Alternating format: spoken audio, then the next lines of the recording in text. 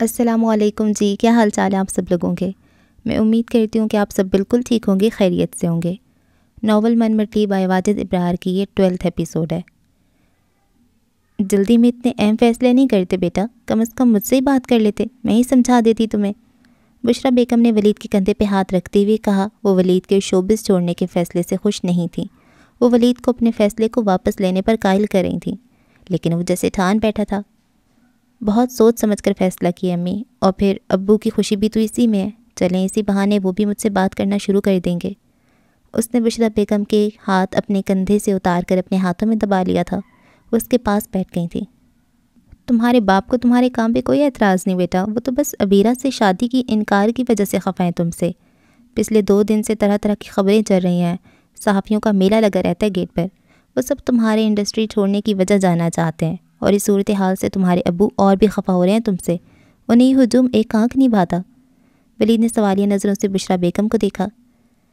بیٹا میری مانو تو اس خبر کو ایک افواہ کہہ کر قصہ ختم کرو، تاکہ اور کچھ نہ صحیح تمہارے ابو کی ٹینشن تو ختم ہو جو گیٹ پہ لگنے والے رش نے پیدا کی ہے۔ قصہ یوں ختم نہیں ہوگا، اس نے ٹھوس لہجے میں کہا۔ یہ قصہ اب ابیرہ ہی ختم کر سکتی ہے۔ ابیرہ؟ اب اس سب سے اس کا کیا لینا دینا؟ بشریٰ بیگم حیران ہوئی تھی۔ میری زندگی میں اب ہر چیز سے اس کا لینا دینا ہے، وہ کھوئی ہوئے لہجے میں بولا۔ اس کے بغیر زندگی اب مکمل نہیں لگتی، اور وہ ہے کہ مجھ سے دور ہوتی جا رہی ہے۔ وہ افسوس سے اپنے ہاتھ ملتے ہوئے بولا۔ بشریٰ بیگم حیرت اور خوشی کے تاثرات ملا کر اسے دیکھے جا رہی تھیں۔ محبت ہو گئی ہے اس سے؟ بلا اختیار انہوں نے پوچھ لیا۔ جی امی، اس بار سچ مجھ کی محبت ہوئی ہے۔ وہ تکی ہوئی مسکراہٹ اپنے چہرے پہ سجا کر بولا۔ میں نے کہا تھا نا آپ لوگوں سے کہ کچھ عرصہ انتظار کر لیں، دیکھیں ہو گئی ہے محبت اس سے۔ اس نے شکستہ انداز میں شانے اچکائے۔ اس سے اظہار نہیں کیا اب تک؟ وہ تو برسوں سے اسی لمحے کا انتظار کر رہی ہے۔ اسے دل کا حال کئی مرتبہ بتایا، مگر اسے اعتبار نہیں ہوتا۔ میں نے اسے کہا میں انڈسٹری چھوڑ دوں گا اگر وہ لوٹ کر نہ آئی تو۔ پھر میں نے انڈسٹری چھوڑ دی، مگر وہ نہیں آئی۔ وہ نا امید ہو رہا تھا۔ بشریٰ بیگم نے ہمدردی کی نگاہوں سے اسے دیکھا اور اس کا ہاتھ اپنے ہاتھوں میں دبا لیا۔ وہ جس حال میں ہے اسے محبت سے زیادہ کسی کی ساتھ کی ضرورت ہے بیٹا۔ تم اسے شادی کا کہو وہ مان جائے گی، کیونکہ جو ایک بار ٹوٹ جائے وہ پھر محض باتوں پہ راضی نہیں ہوتا۔ اس نے امی کے مشورے پر حیرت سے لب بھینچے اور اسی عالم میں زیر لب شادی دہرایا۔ ہاں بیٹا، اگر محبت ہو گئی ہے تو اس سے شادی کر لو، وہ بھی یہی سننے کے لیے تیار بیٹھی ہوگی، دیکھ لینا تم۔ ڈر لگتا ہے اس کے رد عمل سے، نہ جانے کیا سوچے وہ۔ ویسے بھی یہ بات کرتے ہوئے میں خود غرض لگوں گا، کیونکہ جب اسے محبت تھی تو میں نے انکار کر دیا تھا۔ اب مجھے محبت ہوئی ہے تو شادی کی کیسے آفر کر دوں؟ اس کے لہجے میں کشمکش تھی۔ محبت تھوڑی بہت خود غرض ہوتی ہی ہے، تم کہہ کر تو دیکھو، مجھے یقین ہے کہ وہ مان جائے گی۔ ویسے بھی اس نے اپنے خالو سے وعدہ کر رکھا ہے کہ جب بھی تم لوٹ کر آنا چاہو وہ دروازہ بند نہیں کرے گی۔ تو پھر اتنے تلخ لہجے میں بات کیوں کرتی ہے وہ مجھ سے؟ برسوں کا غصہ ہے، اتنی تکلیف سے گزری ہے، تمہیں تنگ کرنے کا اتنا حق تو اس کا بھی بنتا ہے۔ واقعی ایسا ہے؟ اس نے امید سے پوچھا۔ ہاں بیٹا، تم اسے شادی کی بات کرو، اور بہتر ہے کہ اپنے ابو سے بھی یہ بات خود کرو، وہ خوش ہو جائیں گے، لیکن ایک بات کا خیال رکھنا۔ جی امی بولے۔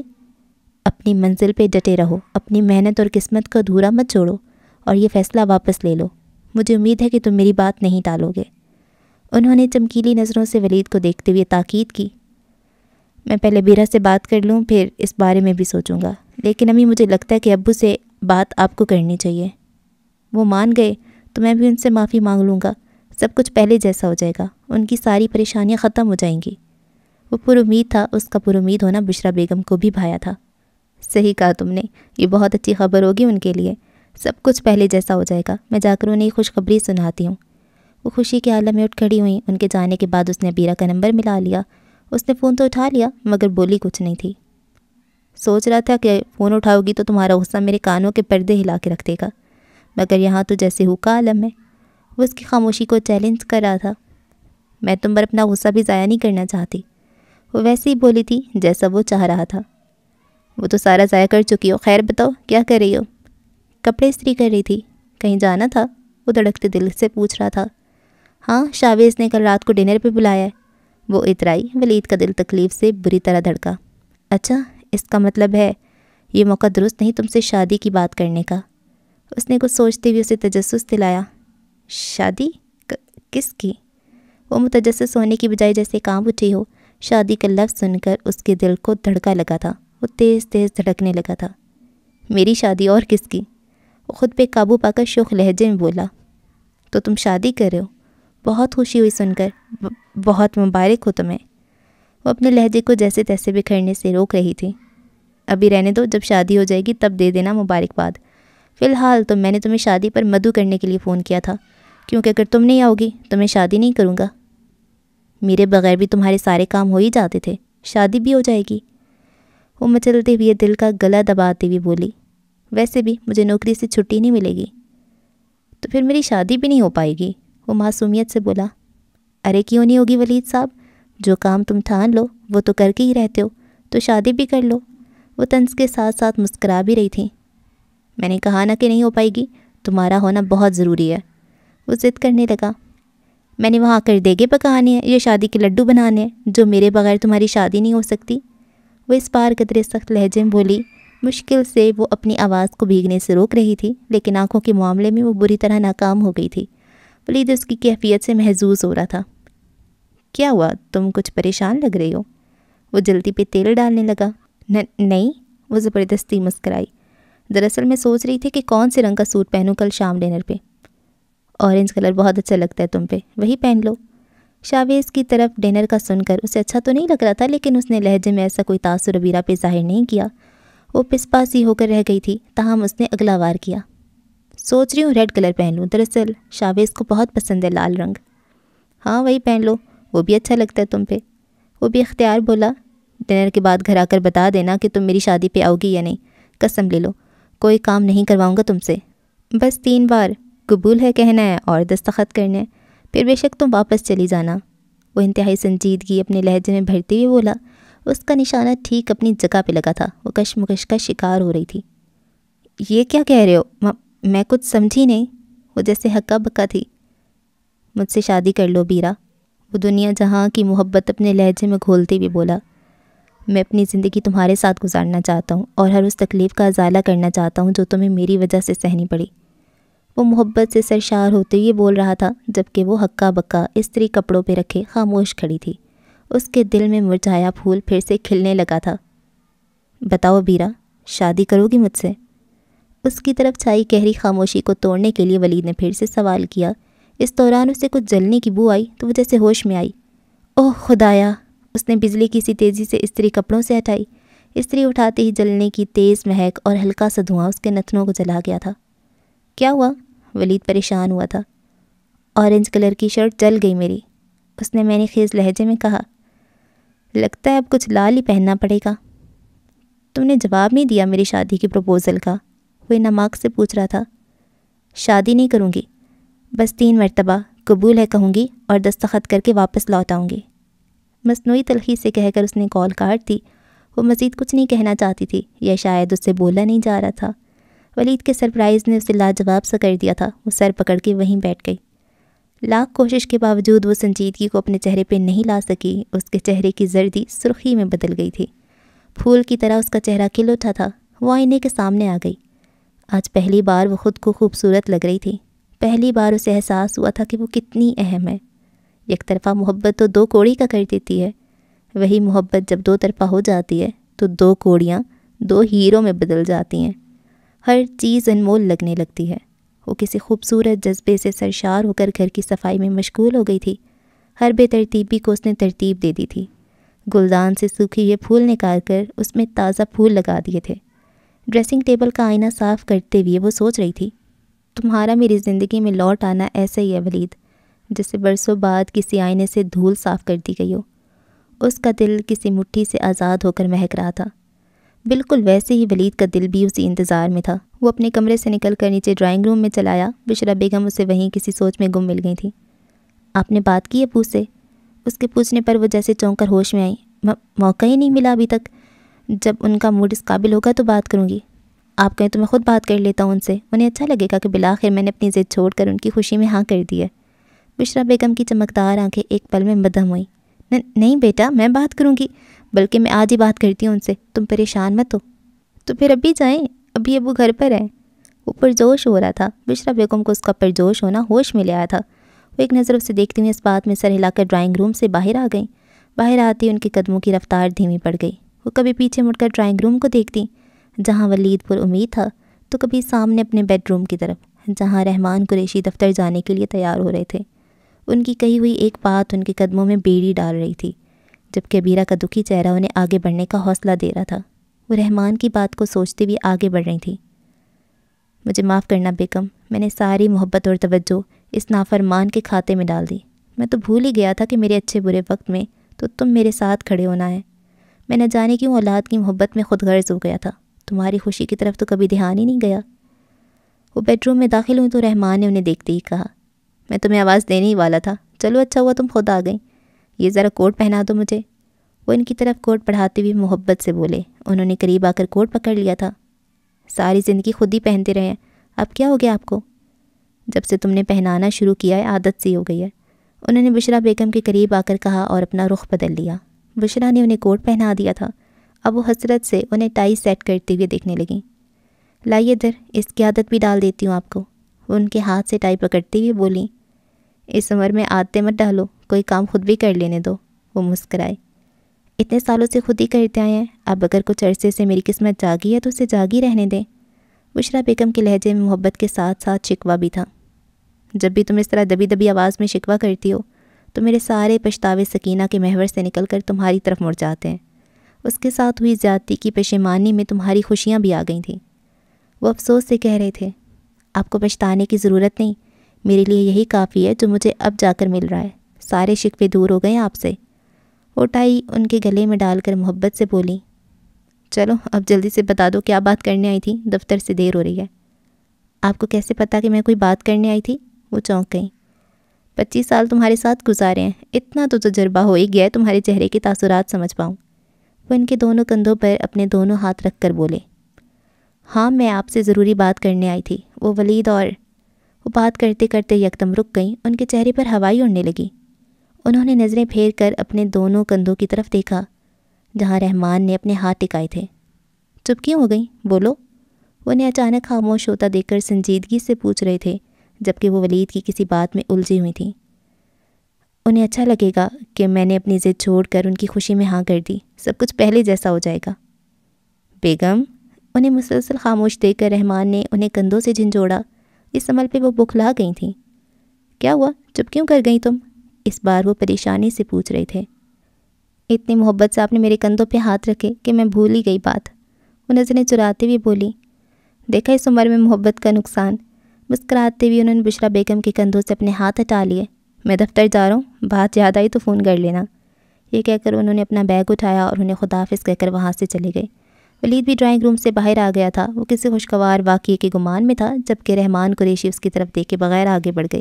بشرا بیگم نے بھی یہ منظر اپنے کمرے کے دروازے میں کھڑے ہو کر دیکھ لیا تھا۔ انہوں نے ایک سرد آہ بھری، آپ نے بات نہیں کی ابو سے؟ وہ تیزی سے بشرا بیگم کی طرف بڑھا، ابھی دیکھا تو ہے تم نے موڈ اپنے باپ کا کس طرح کمرے سے نکل کر گئے ہیں، اس حالت میں کس طرح بات کروں ان سے؟ خیر شام کو آئیں گے نا تو میں بات کر لوں گی، تم فکر مت کرو۔ ہفتے کا دن تھا، شام کا وقت تھا، پورے لندن پہ سرخی چھا رہی تھی۔ سورج کی نیند سے آنکھیں بند ہونے کو تھیں۔ بادلوں کا سہارا لے کر وہ کچھ لمحوں کے لیے آنکھیں بند کر کے سستا لیتا تھا۔ ابیرہ ڈریسنگ ٹیبل کے سامنے کھڑی بھرپور انداز میں تیار ہو رہی تھی۔ اس نے لال رنگ کا خوبصورت جوڑا پہنا ہوا تھا۔ لال رنگ کی لپسٹک گلاب کی پتیوں کی طرح اس کے ہونٹوں پہ مہک رہی تھیں۔ اسی دوران اس کا فون بجا۔ اس نے فوراً فون اٹھا لیا جیسے کہ وہ اس کال کا انتظار کری ہو۔ ہاؤ آر یو مسز ولید قریشی؟ ولید کی شوخ آواز اس کے کانوں میں پڑی تو اس کا چہرہ اس کے کپڑوں سے میچ ہونے لگا تھا۔ کچھ زیادہ ہی ہواؤں میں اڑ رہے ہو، جبکہ میں نے شادی کے لیے ایک بار بھی حامی نہیں بھری۔ اچھا کیا کہ حامی نہیں بھری، کیونکہ حامی نہیں بھرنی، شادی کرنی ہے۔ وہ مسکراتے ہوئے بولا، ابھی میں نے سوچا نہیں دل سے اس بات پر۔ وہ اترائی، ذرا جلدی سوچ لو ورنہ لڑکیوں کی ایک لمبی لائن لگی ہے ولید قریشی کی زندگی میں آنے کے لیے۔ تمہیں شاید میری شہرت کا اندازہ نہیں ہے۔ اترانے کی باری اب اس کی تھی۔ جانتی ہوں، اور یہ بھی انداز ہے کہ ولید قریشی سے شادی کی خواہش اس کی ہر فین کو ہوگی، لیکن تم بھول رہے ہو کہ تمہاری فین نہیں ہوں میں۔ تم میرے لیے اب بھی وہی ولید ہو جو مجھ سے ٹافیاں چھین کر کھایا کرتا تھا۔ دیکھ لو پھر، تب سے عادت ہے تم سے لے کر کھانے کی۔ وہ محبت سے بولا، اسے لے کر کھانا نہیں، چھین کر کھانا کہتے ہیں سپر سٹار ولید قریشی۔ وہ مسکراتے ہوئے بولی، اب کہاں کا سپر سٹار، سب چھوڑ چکا ہوں۔ اس نے ٹھنڈی آہ بھرتے ہوئے کہا۔ افسوس ہو رہا ہے چھوڑنے پہ؟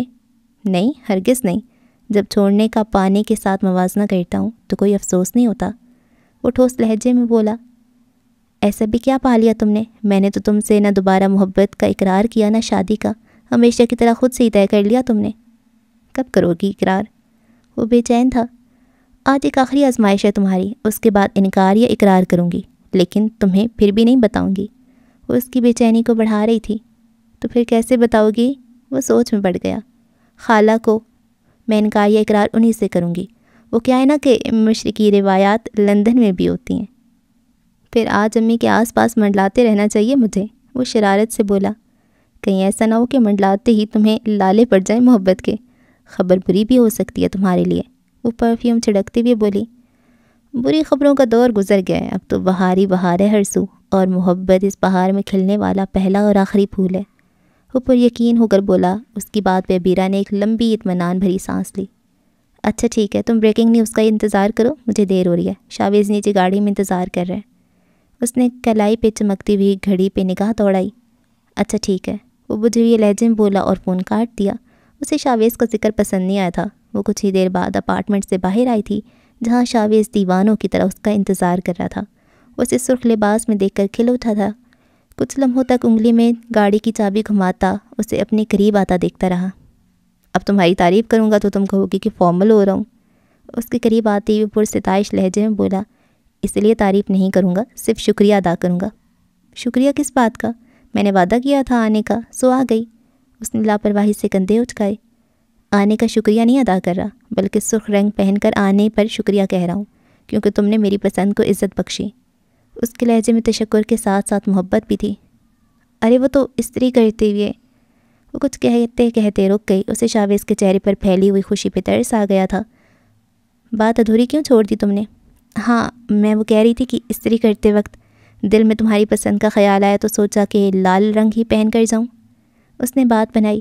اس بات نے شاویز کو راحت بخشی تھی۔ وہ خوش تھا، ہوتا بھی کیوں نہ، آخر اسے منزل ملی ہوئی اب دکھائی دے رہی تھی۔ وہ دونوں کچھ ہی دیر میں شاویز کے اپارٹمنٹ پہنچ گئے تھے۔ فلیٹ کے دروازے پر ہی اس نے ابیرہ کو روک کر اسے آنکھیں بند کرنے کو کہا تھا۔ جب تک میں نہ کہوں آنکھیں مت کھولنا۔ اس نے جیب میں سے فلیٹ کی چابی نکالتے ہوئے اسے تاکید کی۔ ابیرہ نے مسکراتے ہوئے آنکھیں بند کر لیں۔ دروازہ کھول کر وہ ابیرہ کا ہاتھ پکڑ کے اسے اندر لے آیا۔ اندر گپ اندھیرا تھا۔ اس نے ابیرہ کو آنکھیں کھولنے کا کہا۔ اس کی آنکھیں کھولتی ہی شاویز نے ساری روشنیاں جلا دی تھیں۔ سارا ڈرائنگ روم سرخ پھولوں اور غباروں سے سجا ہوا تھا۔ ابیرہ اس کے دیے ہوئے سرپرائز کو خوشنما نظروں سے دیکھ رہی تھی۔ اوہ مائی گاڈ! ڈرائنگ روم کے چاروں اطراف نظریں گھماتے ہوئے اس کے منہ سے نکلا، یہ سب کس خوشی میں ہے؟ وہ اب حیران ہو رہی تھی۔ ہیپی برتھ ڈے ابیرہ، وہ اس کے قریب ہوتے بھی بولا۔ اوہ مجھے تو بالکل بھی یاد نہیں تھا، تھینک یو سو مچ شاویز۔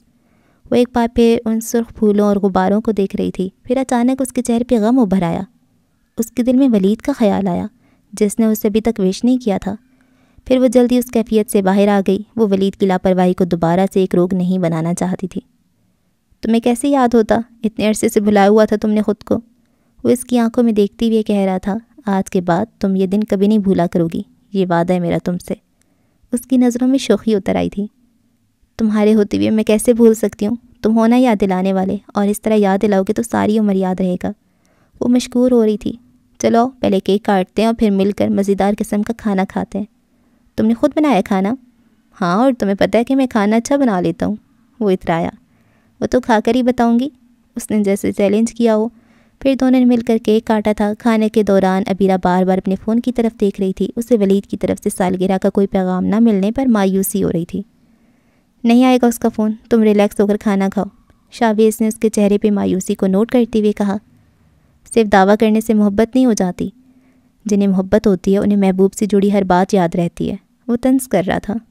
ٹھیک کہہ رہے ہو تم، اس کے پاس کرنے کو صرف باتیں ہیں، وہ تلخ لہجے میں بولی۔ بالکل، اور اتنے دنوں سے یہی سمجھا رہا ہوں تمہیں، شکر ہے تمہیں سمجھ آ گئی، وہ طمانیت سے بولا۔ کھانا واقعی بہت مزے کا ہے، تمہارے ہاتھ میں ذائقہ ہے۔ ابیرہ نے چھری اور کانٹے کی مدد سے چکن کے لیگ پیس پر سے ماس اور ہڈی کو الگ کرتے ہوئے اس کی تعریف کی۔ وہ موضوع بدلنے میں کامیاب ہوئی تھی۔ کھانے کے بعد وہ دونوں ٹیرس پر آ گئے اور گرم گرم چائے کا مزہ لینے لگے۔ چائے پیتے ہوئے شاویز کو ابیرہ کی بات یاد آ گئی تھی، جب اس نے کہا تھا کہ لڑکی کی خواہش ہوتی ہے لڑکا اس سے محبت کے اظہار میں پہل کرے۔ اس نے چائے کا کپ میز پہ رکھتے ہوئے ہاتھ اپنی جیب میں ڈال لیا جہاں ایک ڈبیا میں قیمتی انگوٹھی قید تھی۔ اس نے آج عبیرہ کو محبت کے اظہار کے ساتھ ساتھ شادی کا پروپوزل دینے کا بھی سوچ رکھا تھا۔ اس نے ڈبیا نکال کر اپنی جھولی میں رکھ لی اور چپکے سے اس لمحے کا انتظار کرنے لگا جب عبیرہ چائے ختم کر کے خالی کپ میز پہ رکھتی۔ پھر وہ لمحہ آن پہنچا۔ چائے ختم کرنے کے بعد عبیرہ نے چائے کا کپ میز پہ رکھ دیا۔ شاویز نے دھڑکتے دل کے ساتھ ڈبیا کھولنے کے لیے ہاتھ ہلایا ہی تھا کہ عبیرہ کے ہونٹ کھلے اور وہ بول پڑی۔ وہ شاویز کی کسی بھی سرگرمی سے بے خبر تھیں۔ پتہ ہے شاویز، ولید نے مجھے شادی کا پروپوزل دیا ہے۔ اس نے شاویز پر بجلی گراتے ہوئے انکشاف کیا۔ وہ حیرت اور ٹوٹ جانے والے انداز میں عبیرہ کو بس دیکھتا ہی رہ گیا۔ انگوٹھی میں جڑے چھوٹے چھوٹے نگینے پتھر بن کر اس کے دل پہ برسنے لگے تھے۔ حیران ہوئی نا؟ وہ اسے دم بخود ہوتا دیکھ کر پوچھ رہی تھی۔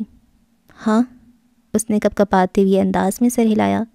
انگوٹھی کی ڈبی پر اس کی گرفت مضبوط ہو گئی تھی، اتنی مضبوط کہ انگوٹھی کی ہڈی پسلی ایک ہو سکتی تھی اگر کچھ دیر مزید اس پر شاویز کی گرفت یوں ہی برقرار رہتی تو۔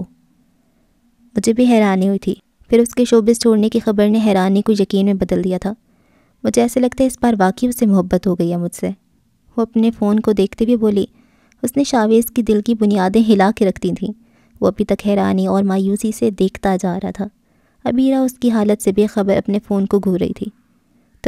تم نے اس کے پروپوزل کا کیا جواب دیا؟ بالآخر اس نے ہمت کرتے ہوئے پوچھ ہی لیا۔ میں نے ابھی اسے واضح جواب نہیں دیا، لیکن مجھے لگتا ہے کہ میں اسے انکار نہیں کر پاؤں گی۔ وہ مجبور لہجے میں بولی۔ کیا مطلب انکار نہیں کر پاؤ گی؟ وہ بوکھلا کے رہ گیا۔ شاید میرے بس میں نہیں ہے اسے انکار کرنا۔ ویسے بھی میں نے خالو سے وعدہ کیا تھا کہ میں اس کے لوٹنے پر اس کا رستہ نہیں روکوں گی۔ وہ دستک دے گا تو میں دروازہ کھول دوں گی۔ وہ کھوئی ہوئی لہجے میں بولی۔ اس کے لہجے نے شاویز سے سب کچھ چھین لیا تھا۔ وہ اپنی جگہ سے اٹھ کھڑا ہوا۔ اسے خود پہ قابو پانا مشکل لگ رہا تھا۔ تم غلط کری ہو اپنے ساتھ۔ وہ پھر سے دھوکہ دے گا تمہیں۔ وہ تو چاہتا ہے تم ساری عمر اس کے غم میں گزار دو۔ وہ تمہیں آگے بڑھتے ہوئے دیکھ کر برداشت نہیں کر پایا۔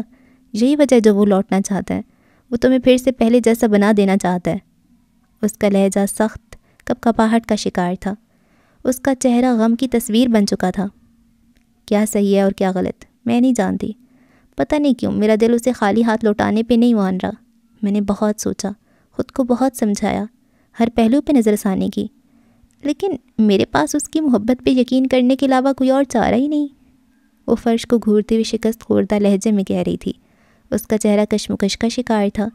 شاویز نے اس کی بات کا کوئی جواب نہیں دیا۔ اس نے وہ ڈبیا واپس اپنی جیب میں رکھ لی اور دوبارہ بیٹھ گیا۔ اس کا دل ٹوٹ چکا تھا، مگر اس نے عبیرہ پر عیاں نہیں ہونے دیا تھا۔ لیکن اس کے باوجود عبیرہ انجان نہیں تھی اس کے غم سے، وہ بس انجان بن رہی تھی۔ تم چپ کیوں ہو گئے؟ اسے مسلسل خاموش دیکھ کر عبیرہ کو بولنا پڑا، حالانکہ وہ اس کے دل کی صورتحال سے واقف تھی۔ اسے شاویز پہ ترس بھی آ رہا تھا، مگر محبت بڑی بے رحم ہوتی ہے۔ یہ تو اپنے مقابلے میں آنے والی نیکی کو بھی زندہ نہیں چھوڑتی۔ کچھ نہیں، بس اس 11ویں کھلاڑی کے بارے میں سوچ رہا تھا جس سے امید ہو رہی تھی کہ سامنے والا رن آؤٹ ہو گیا ہے۔ وہ فرش کو غمگین نظروں سے گھورتے ہوئے بولا۔ عبیرہ کو ایک بار پھر اس پہ ترس آیا تھا۔ اس نے مجبور سی نظروں سے اس کے جھکے چہرے کی طرف دیکھا۔ تھرڈ امپائر نے اس کو ناٹ آؤٹ قرار دیا۔ تھرڈ امپائر کے فیصلے کے آگے بے بس ہونا ہی پڑتا ہے شاویز، جیسے تم بے بس ہو گئی دل کے ہاتھوں اور انگوٹھی لے آئے۔ چائے پیتے ہوئے وہ اس ڈبیا کو دیکھ چکی تھی۔ شاویز نے شرمساری سے نظریں چرائیں۔ میں تو تمہاری سالگرہ کا تحفہ لایا تھا، دینا ہی بھول گیا۔ اس نے بوکھلائی ہوئی انداز میں جیب سے ڈبیا نکال کے اس کی جانب بڑھائی۔ تمہارا تحفہ تو میں رکھ لوں گی شاویز، لیکن مجھے دکھ ہے اس تحفے سے جڑا احساس میں تمہیں لوٹا نہیں سکوں گی۔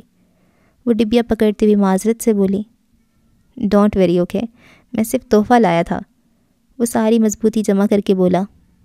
مجھے معاف کر دینا۔ وہ ڈبیا کو افسوس بھری نظروں سے دیکھ رہی تھی۔ میں شاید تم میں ولید کو تلاش کرتی رہی۔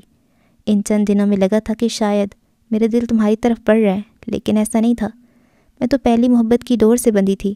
وننگ لائن کراس کرنے سے پہلے ہی خبر ہوئی کہ میرے تو پاؤں جکڑے جا چکے ہیں، میں وہ لائن کراس نہیں کر پائی۔ اس کی آنکھوں میں نمی تھی، اس کے لہجے میں ندامت تھی۔ کوئی بات نہیں عبیرہ، غلط فہمی ہو جاتی ہے انسان کو، اس میں دکھ یا معافی والی کوئی بات نہیں۔ وہ یہ کہتے ہوئے بمشکل اپنے آنسو روک پایا تھا۔ اس کا ماتھا پسینے میں بھیگ رہا تھا۔ مجھے بس ایک بات کا افسوس ہے، ابیرہ نے سر اٹھا کے اسے سوالیہ نظروں سے دیکھا۔ کس بات کا؟ یہی کہ جس نے ساری عمر تمہیں صرف رلایا ہے، دکھ دیے ہیں، امپائر نے اسی کو ناٹ آؤٹ قرار دے دیا ہے۔ وہ بے بسی سے مسکرایا۔ ناٹ آؤٹ تو تم بھی ہو، بس یوں سمجھو کہ یہ ایک مختصر اننگز تھی، اوورز ختم ہو گئے، اور رہی بات دکھ دینے اور رلانے کی تو شاویز، محبت کرنے والوں کو رونا ہی پڑتا ہے، دونوں میں سے ایک کو یہ سب کچھ سہنا پڑتا ہے، میں نہ سہتی تو شاید اسے سہنا پڑتا۔ اسے بن مانگی وضاحت دے رہی تھی۔ اس نے نم نظروں سے ابیرہ کو دیکھا اور دل ہی دل میں سوچنے لگا، اس سب میں جس نے آنسو پونچھے، سہارا دیا، اس کی حیثیت تو 11ویں کھلاڑی والی بھی نہیں رہی۔ وہ تو اسکواڈ میں شامل وہ کھلاڑی نکلا جس کی شاید سلیکشن بھی نہیں ہوئی۔ اس کا کام تو بس پانی کی ٹھنڈی بوتلیں کریز پر پہنچانا تھا۔ ایک تلخ مسکراہٹ اس کے چہرے پہ آ کر غائب ہو گئی۔ ابیرہ اس دوران مایوس نظروں سے اپنے فون کو دیکھ رہی تھی۔ اس کا کوئی فون نہیں آیا اور نہ ہی آئے گا۔ وہ محبت بھی کرتا ہے تو سپر سٹار والی۔ شاویز نے اس پہ طنز چاڑا۔ نہیں آتا تو نہ آئے، جس طرح تم نے وش کر دیا سالگرہ، اب اور کسی وش کی طلب ہی نہیں رہی۔ اس کے ٹوٹے ہوئے دل پہ مرہم لگانے کی ناکام کوشش کرتی ہوئے بولی۔ ان باتوں سے دل نہیں بہلے گا ابیرہ، اب دل کو سنبھلنے میں کچھ دن لگیں گے۔ اسے جب اپنے ٹوٹ جانے کا یقین ہو جائے گا تو بہل جائے گا۔ ویسے دل جوڑنے والوں کو دل کے ٹوٹنے کا امکان بھی دل کے کسی کونے میں بسا لینا چاہیے، اس سے تکلیف کچھ کم ہوتی ہے۔ وہ بدستور تلخ تھا۔ شاویز، خدا کے لیے ایسی باتیں کر کے مجھے احساس جرم میں مبتلا مت کرو، مجھے نہ کرتا گناہ کی سزا کا گمان ہونے لگے گا۔ وہ تکلیف بھرے لہجے میں بولی۔ تمہیں لگتا ہے تم نے کوئی جرم نہیں کیا؟ اس نے ابیرہ کی آنکھوں میں دیکھتے ہوئے پوچھا۔ ہاں، میں نے کوئی مجرمانہ قدم نہیں اٹھایا، تم سے کبھی نہیں کہا کہ مجھے محبت ہے تم سے، کبھی نہیں کہا کہ میں تمہارے ساتھ اپنی زندگی گزاروں گی، میں نے ایسی کوئی بات نہیں کی تھی جس سے تم اپنا دل جوڑ لیتے مجھ سے۔ وہ مضبوط لہجے میں بولی۔ کیا ولید نے کبھی اس سے پہلے تمہیں یہ سب کہا تھا؟ اگر نہیں تو پھر تمہیں کیوں تھی اس سے محبت؟ وہ ابیرہ کو لاجواب کرتے ہوئے بولا۔ محبت کے لیے ضروری نہیں ہوتا کہ سامنے والا کوئی گرین سگنل دے، یہ تو دل کے ریڈ سگنل کا معاملہ ہے، اور میں پیلے سگنل پہ کھڑا بس انتظار کرتا رہ گیا۔ ولید کے بعد اگر میرے دل میں کوئی اور ہے تو وہ صرف تم ہو شاویز، تمہاری دوستی ہمیشہ میرے دل کے گلستان میں مہکتی رہے گی۔ تم ایک سیلف لیس انسان ہو اور میرے دل میں تمہارا ایک خاص مقام ہے، میں کبھی نہیں بھول سکتی جو کچھ تم نے میرے لیے کیا۔ وہ اپنی جگہ سے اٹھ کر اس کے ساتھ والی کرسی پہ بیٹھ گئی۔ شکر ہے تم نے میرے لیے دوستی کا لفظ استعمال کیا، ہمدردی کا نہیں، تھوڑا بہت دل رہ گیا میرا یہ سن کر۔ وہ خفگی سے بولا۔ ایک ہلکی سی مسکراہٹ سے اس نے ابیرہ کو دیکھا بھی تھا۔ You are the price less, ابیرہ نے اس کے ہاتھ پر اپنا ہاتھ رکھتے ہوئے کہا۔ پرائس لیس ہونے کا کیا فائدہ جب انسان 2 ٹکوں کا مقابلہ بھی نہ کر پائے؟ اس نے دل ہی دل میں سوچا۔ ولید کا سوچ کر اس کی آنکھوں میں خون اتر آیا تھا۔ وہ اٹھ کر ٹی وی لاؤنج میں آ گیا تھا۔ ابیرہ بھی اس کے پیچھے چلی آئی۔ اچانک اٹھ کر کیوں چلے آئے؟ وہ اسی کے ساتھ صوفے پہ بیٹھ گئی۔ کوئی فلم دیکھتے ہیں، بتاؤ کون سی فلم دیکھو گی؟ وہ اس کی سوال کو نظر انداز کر کے ریموٹ کنٹرول سے ٹی وی چینل بدلنے لگا۔ تیسرا چینل بدلنے پہ دونوں کی نگاہیں ٹی وی اسکرین پر آ کر ٹھہر گئیں، جہاں ایک ویڈیو پیغام میں ولید ابیرہ کو سالگرہ کی مبارکباد دے رہا تھا۔ اس ویڈیو نے سوشل میڈیا پہ ہلچل مچا دی تھی۔ ہر طرف چہمگوئیاں ہو رہی تھیں کہ شاید اسی لڑکی سے ولید شادی کر رہا ہے اور اسی کی وجہ سے اس نے شوبز کو خیر آباد کہا ہے۔ وہ دونوں حیرت کا بت بنے پہلے ٹی وی کو دیکھتے رہے اور پھر ایک دوسرے کو۔ اوہ مائی گاڈ، ابیرہ نے چہرے پہ ہاتھ رکھتے ہوئے حیرت اور خوشی کے ملے جلے انداز میں کہا۔ اس کی آنکھوں میں چمک پھیل گئی تھی۔ وہ اپنی جگہ سے اٹھ کھڑی ہوئی۔ اس نے جیت جانے والے انداز سے شاویز کو دیکھا، جو کہ مایوس نظروں سے اسے خوشی سے پاگل ہوتے دیکھ رہا تھا۔ ابیرہ کی کچھ دیر پہلے کہی ہوئی بات نے اس کا تمسخر اڑانا شروع کر دیا تھا۔ جس طرح تم نے وش کر دیا سالگرہ، اب اور کسی وش کی طلب ہی نہیں رہی۔ وہ کبھی اس کی بات کو سوچتا تو کبھی اس کا خوشی سے سرخ ہوتا ہوا چہرہ دیکھتا۔ نئی کلی ٹوٹی ہوئی گردن لیے زمین بوس ہو گئی تھی، جس کی دھمک شاویز کے دل کو جا لگی تھی۔ تو بحال ہو گئی پرانی محبت؟ اسے دیکھتی ہوئی طنزیہ لہجے میں سوال کر رہا تھا۔ وہ اس کی بات سن کر ٹی وی سے نظریں ہٹا کر اس کی طرف دیکھنے لگی۔ محبت کے لیے اتنا ہی کافی ہے کہ اسے پرانا کہا جائے۔ پہلی محبت معطل ضرور ہوتی ہے، منسوخ نہیں ہوتی۔ وہ آنکھوں میں جیت کا نشہ لیے اسے دیکھتے ہوئے بولی۔ وہ اتنی پرجوش ہو گئی تھی کہ اسے شاویز کے دل کی ذرا بھی پرواہ نہیں رہی تھی۔ اسے افسوس بھری نظروں سے دیکھ رہا تھا۔ آج پہلی بار تمہیں اتنا خوش دیکھا ہے، لیکن ایک بات بہت عجیب ہوئی ہے۔ وہ تکی سی مسکراہٹ چہرے پہ سجا رہا تھا۔ میں جب بھی تم سے ملتا تھا تو خوش ہوتا تھا، اور تم ہمیشہ دکھی ہو کر شکووں بھرا کٹورا لے آتی تھی۔ ولید کی دی ہوئی سارے غموں کی فہرست ہوتی تھی تمہارے ہاتھ میں، اور آج… وہ کہتے کہتے رکا۔ وہ بات کو جیسے لبوں پہ نہ لانا چاہتا ہوں۔ آج کیا؟ وہ اس کے جھکے ہوئے چہرے کو دیکھ رہی تھی۔ آج تم خوش ہو اور خوشی سے پاگل ہو رہی ہو، جبکہ میں اداس ہوں، بالکل خالی ہاتھ۔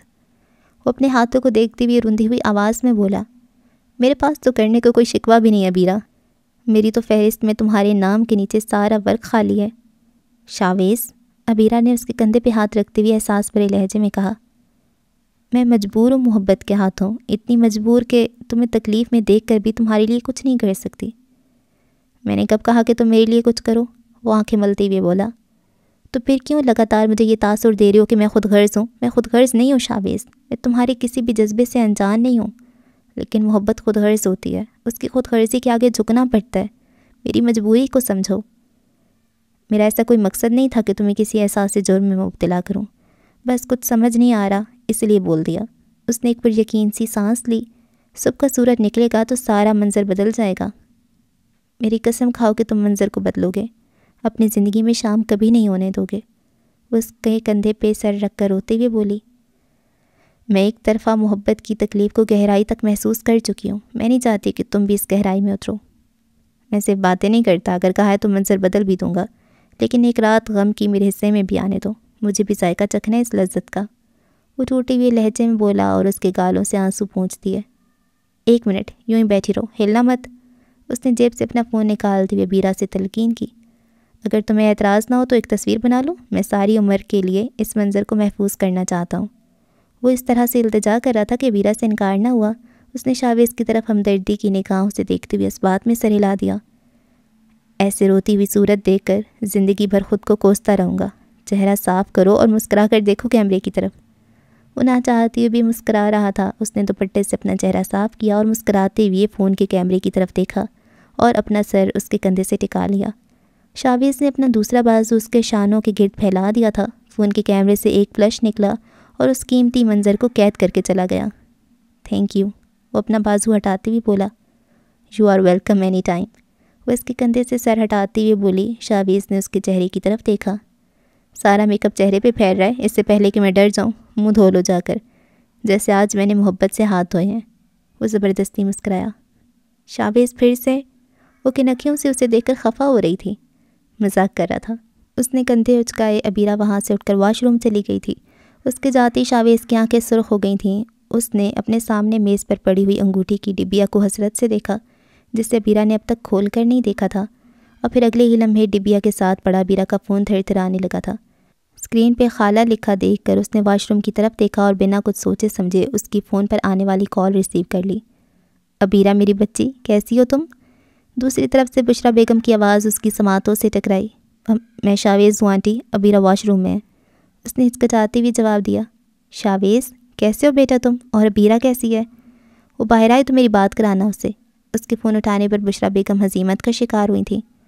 میں ٹھیک ہوں آنٹی، اور ابیرا کا تو پوچھے ہی مت، جب سے ولید نے شادی کا پروپوزل دیا ہے اس کے زمین پر پاؤں ہی نہیں لگ رہے، اس نے انگوٹھی والی ڈبیا کو گھورتے ہوئے جواب دیا۔ شکر ہے خدا کا، میری بچی کے چہرے پر بھی خوشی آئی۔ بشرا بیگم کو اطمینان ہوا تھا۔ لیکن بیٹا آج تو سالگرہ تھی اس کی، تم اس کی طرف آئے ہو یا وہ آئی ہے تمہاری طرف؟ میں نے اسے گھر بلایا تھا سالگرہ کا سرپرائز دینے۔ وہ غباروں اور پھولوں سے سجے ہوئے ڈرائنگ روم میں ادھر ادھر نظریں گھماتے ہوئے بولا۔ سارے تازہ پھول مرجھا سے گئے تھے، محبت کے غبارے سے تو ہوا نکل گئی تھی، جبکہ باقی سب غبارے جوں کے توں تھے۔ سرپرائز پسند بھی آیا اسے کہ نہیں؟ بشرا بیگم نے سوال کیا تو وہ ہونٹ بھینچتے ہوئے واپس بشرا بیگم کی طرف متوجہ ہوا۔ نہیں آنٹی، ولید کا سرپرائز بازی لے گیا مجھ پر۔ وہ دوبارہ ڈبیا کی طرف دیکھتے ہوئے مجھے لہجے میں بولا۔ چلو کوئی بات نہیں، اس کی پسند ایسی ہے، اگلی بار پسند آ جائے گا، دل ہلکا مت کرو۔ اگلی باری اب کہاں آئے گی آنٹی؟ وہ وہاں سے اٹھ کر باہر ٹیرس پہ آ گیا۔ کیوں نہیں آئے گی بیٹا؟ شادی ہونے سے دوستی ٹوٹ تو نہیں جاتی؟ ولید کو بہت قدر ہے تم دونوں کی دوستی کی، ہم دونوں بھی مطمئن رہتے ہیں کہ تم وہاں اس کا خیال رکھتے ہو۔ دوستی کہاں کی؟ میں تو بس ولید کی امانت کی حفاظت کرتا رہا ہوں، اب امانت لوٹا دیا تو لگتا ہے جیسے خالی ہاتھ رہ گیا ہوں۔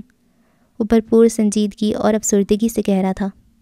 ایسی باتیں نہیں کرتے بیٹا، خدا نہ کرے کوئی خالی ہاتھ رہے، بشرا بیگم نے احساس بھرے لہجے میں کہا۔ ہم ایک اور ایک دو تھے آنٹی، ایک مائنس ہوا تو جیسے صفر ہی رہ گیا۔ وہ جذباتی ہوتے ہوئے بولا۔ اس کا خود پر قابو نہیں رہا تھا، اس کی آنکھیں پھر سے بھیگ گئیں۔ کبھی کبھی کچھ لمحوں میں انسان کتنا کمزور ہو جاتا ہے کہ وہ تیسرے بندے کو اپنا ہمدرد مان لیتا ہے۔ اس نے بھی اسی ہمدردی کو محسوس کر کے یہ بات کہہ دی تھی۔ بشریٰ بیگم اس کی بات سن کر چونک گئی تھیں۔ وہ کچھ سمجھنے کی کوشش کرتے ہوئے کچھ دیر بعد افسوس سے بولیں، بس بیٹا، جب دونوں نے ملنے کا فیصلہ کر ہی لیا ہے تو کیا ہو سکتا ہے؟ آپ تو ایسے کہہ رہی ہیں جیسے بیٹے کی خوشی میں خوش نہ ہو آپ۔ وہ قدرے حیران ہوتی ہوئی کہہ رہا تھا، خوش تو ہوں بیٹا، مگر ایک خوف ہے کہ پتہ نہیں ان دونوں کی ایک ساتھ نبھے گی یا نہیں۔ ان دونوں کے مزاج بہت مختلف ہیں ایک دوسرے سے۔ عبیرہ جتنی حساس ہے، ولید اتنا ہی لاپرواہ ہے۔ آپ فکر نہ کریں، وہ دونوں ایک جیسے ہی ہیں۔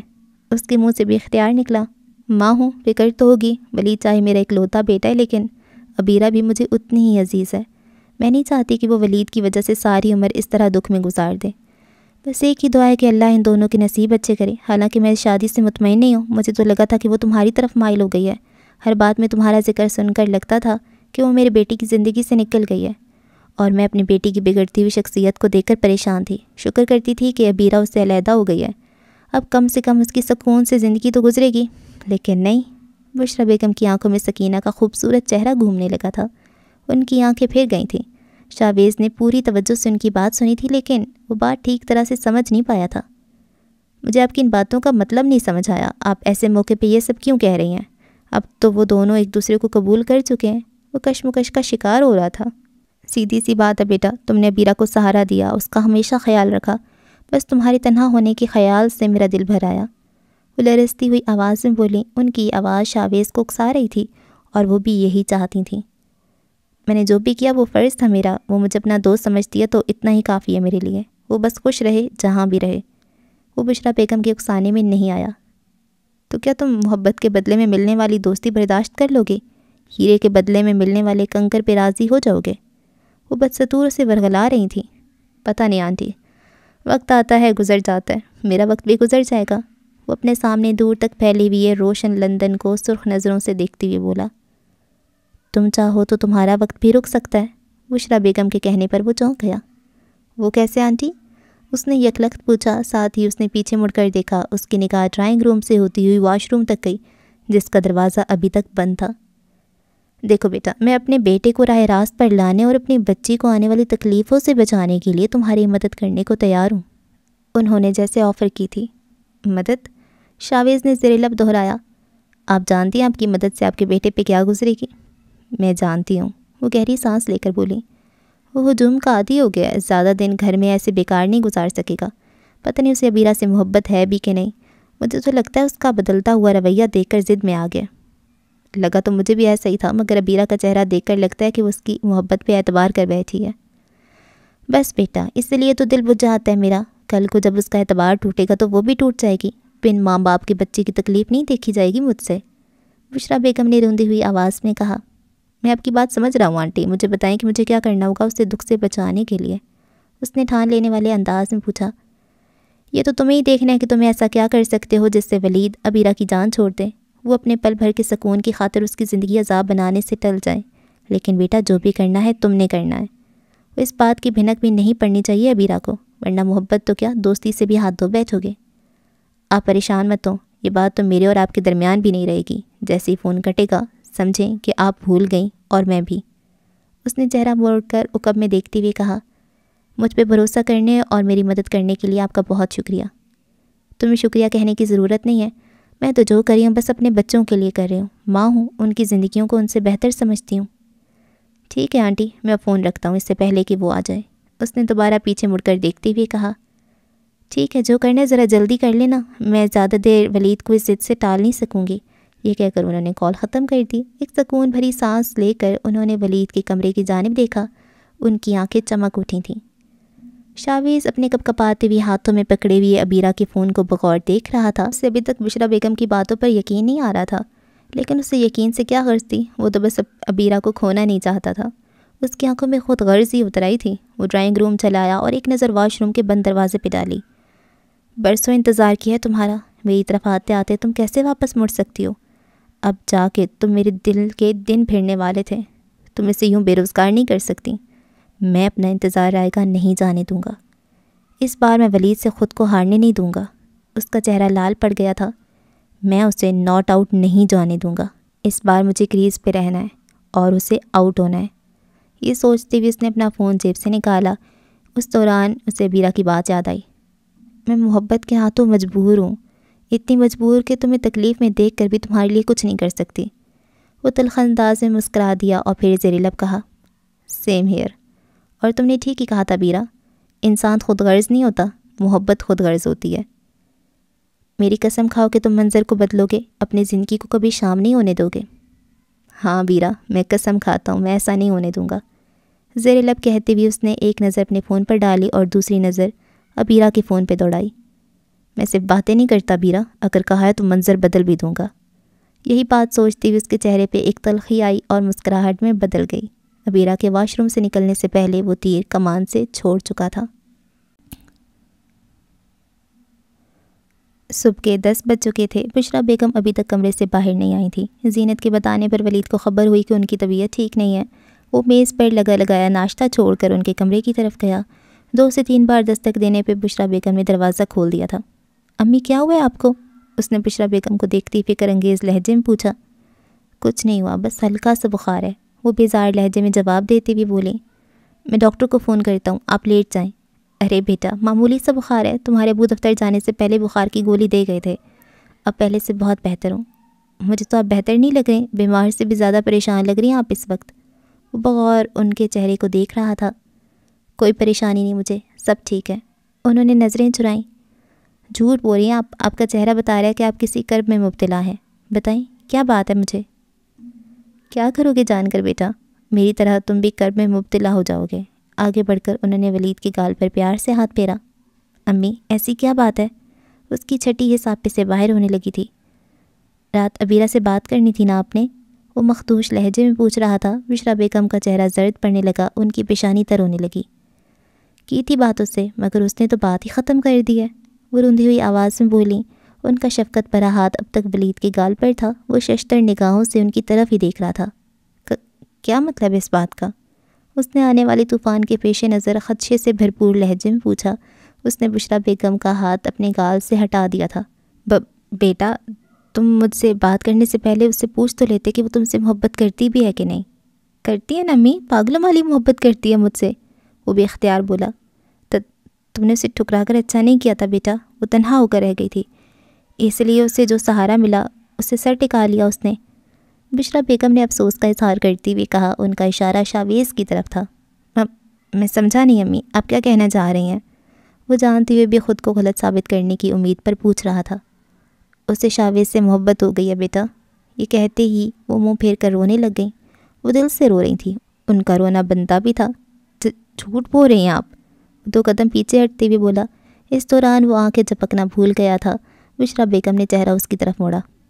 مجھے بھی جھوٹ ہی لگا تھا، لیکن اس نے قسم کھائی ہے کہ یہی سچ ہے، تمہاری بے رخی نے اس کا شاویز کی طرف رخ موڑ دیا ہے۔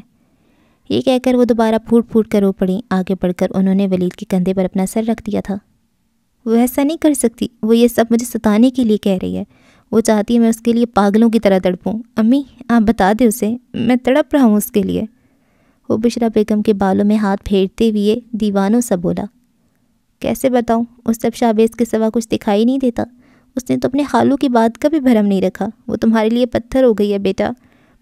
میں نے اسے واسطے دیے، اس کی منت کی کہ میرے بیٹے کی زندگی میں لوٹ آئے، مگر وہ تمہارا نام تک نہیں سننا چاہتی۔ وہ سسک رہی تھی۔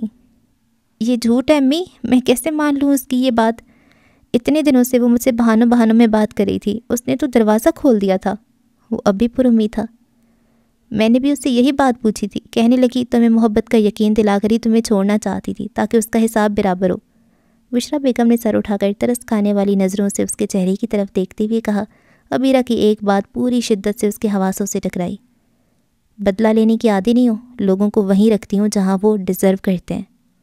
نہیں امی، وہ بدلہ نہیں لے سکتی، وہ میرے ساتھ ایسا نہیں کر سکتی۔ وہ پیچھے ہٹتا ہوا دیوار سے لگ گیا تھا۔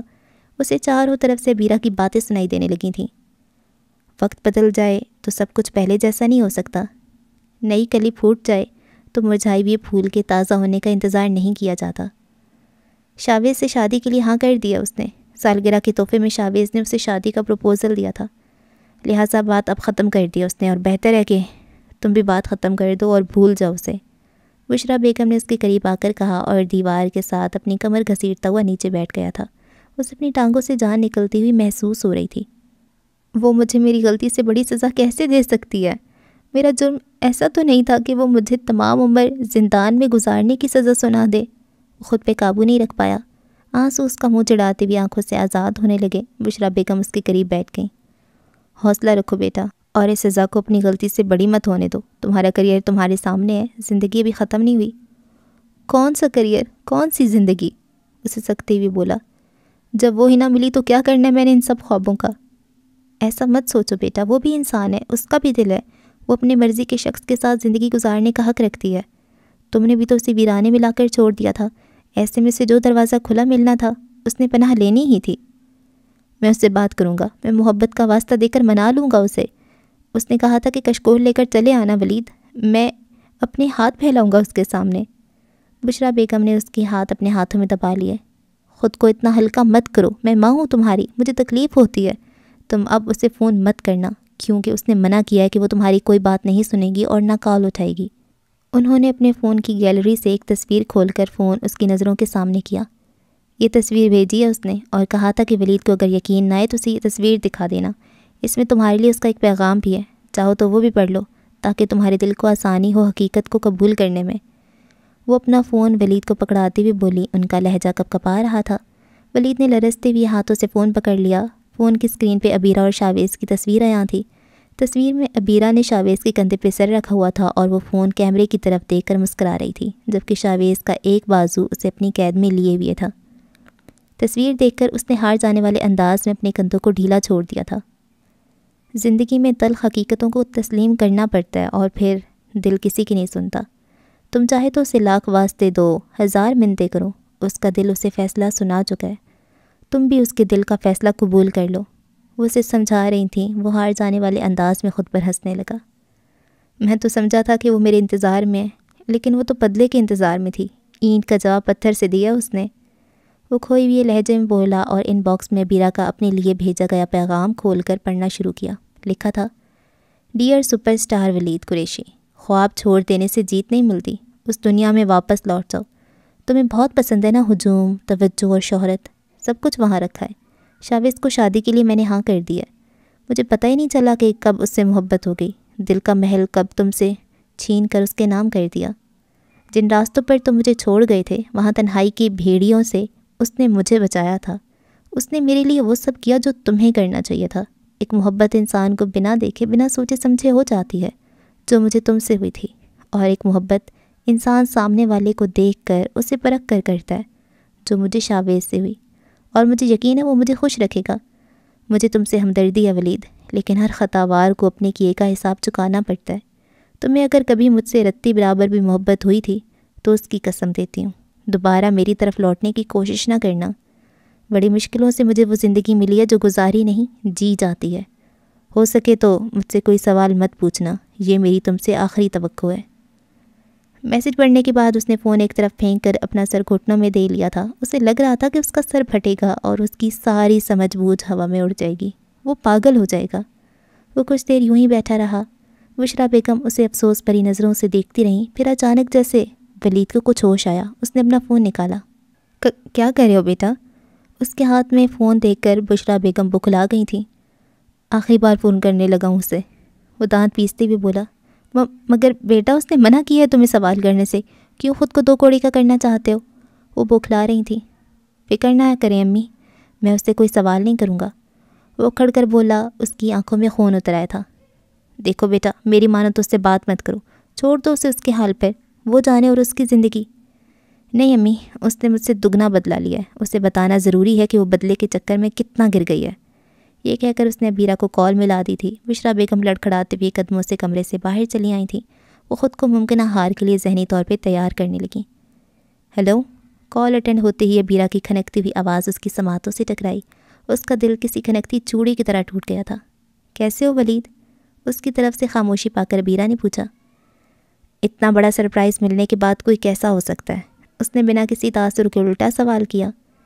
بڑی دقت ہوئی تھی اسے اپنے تاثرات چھپانے میں، وہ خود کو ٹوٹا ہوا اور روتا ہوا اور پچھتاتا ہوا ظاہر نہیں کرنا چاہتا تھا۔ اوہ، تو خالہ نے تمہیں سرپرائز دے دیا؟ وہ اندازہ لگا رہی تھی۔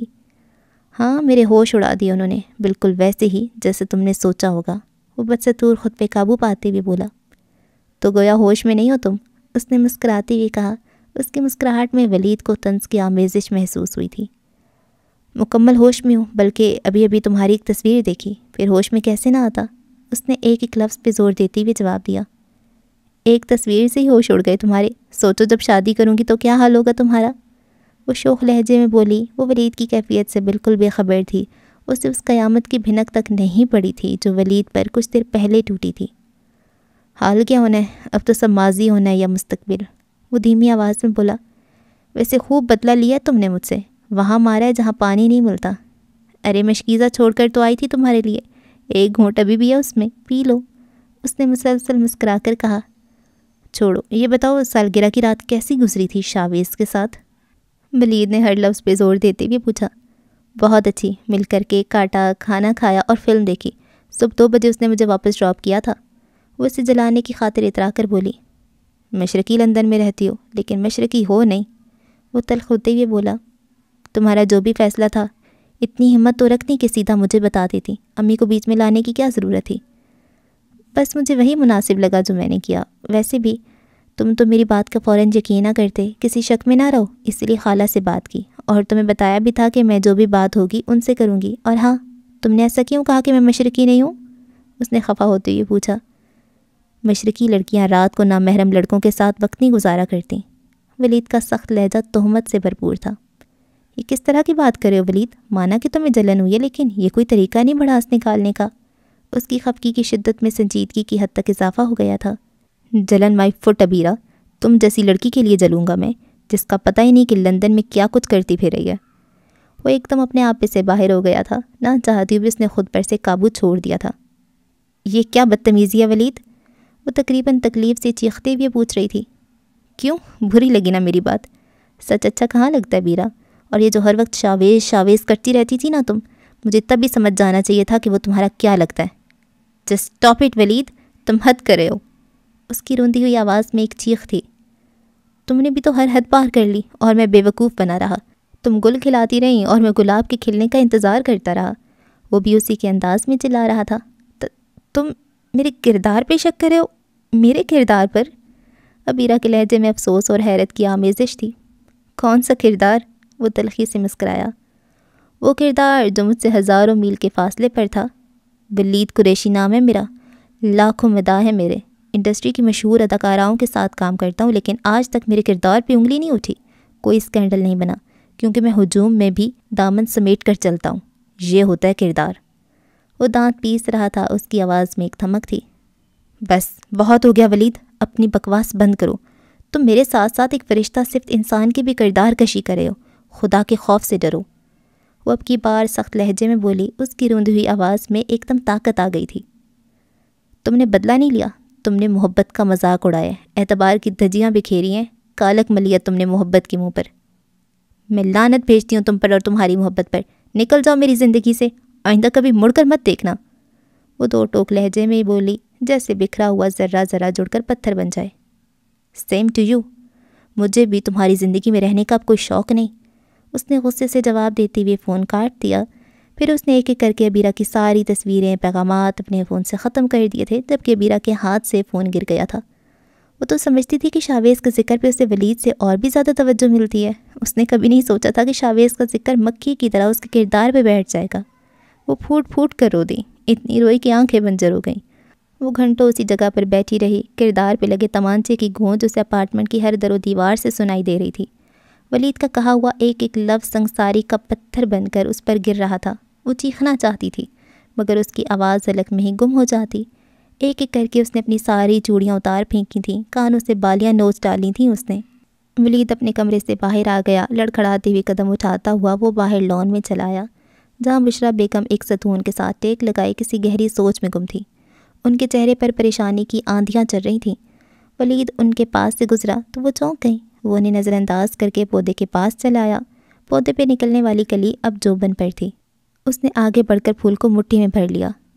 جب جب اس پہ گلاب کھلے گا تمہیں میری یاد آئے گی۔ دل میں نئی کلی پھوٹ جائے تو مرجھائے بھی یہ پھول کے تازہ ہونے کا انتظار نہیں کیا جاتا۔ وہ ہارے ہوئے انداز میں مسکرا دیا۔ یہ پھول، تحفے اور ان سے جڑے احساسات سب بکواس ہوتے ہیں بیرا، اس نے تلخ انداز میں زیر لب کہا اور مٹھی میں موجود گلاب کو ہوا میں اچھال دیا۔ گلاب کی ساری پتیاں اس پہ برس پڑیں۔ اسے چاروں طرف سے تالیوں کی گونج سنائی دے رہی تھی۔ Please welcome the superstar Waleed Qureshi. اس نے شدت تکلیف سے اپنے ہونٹ بھینچ لیے۔ بشریٰ بیگم ایک آخری نظر اس پہ ڈال کر اندر چلی گئیں۔ اگلے 2 دن ولید نے چپ چاپ گھر میں قید ہو کر گزارے تھے۔ اس نے سب کچھ نہیں کھویا تھا، منزل اب بھی اس کے سامنے تھی۔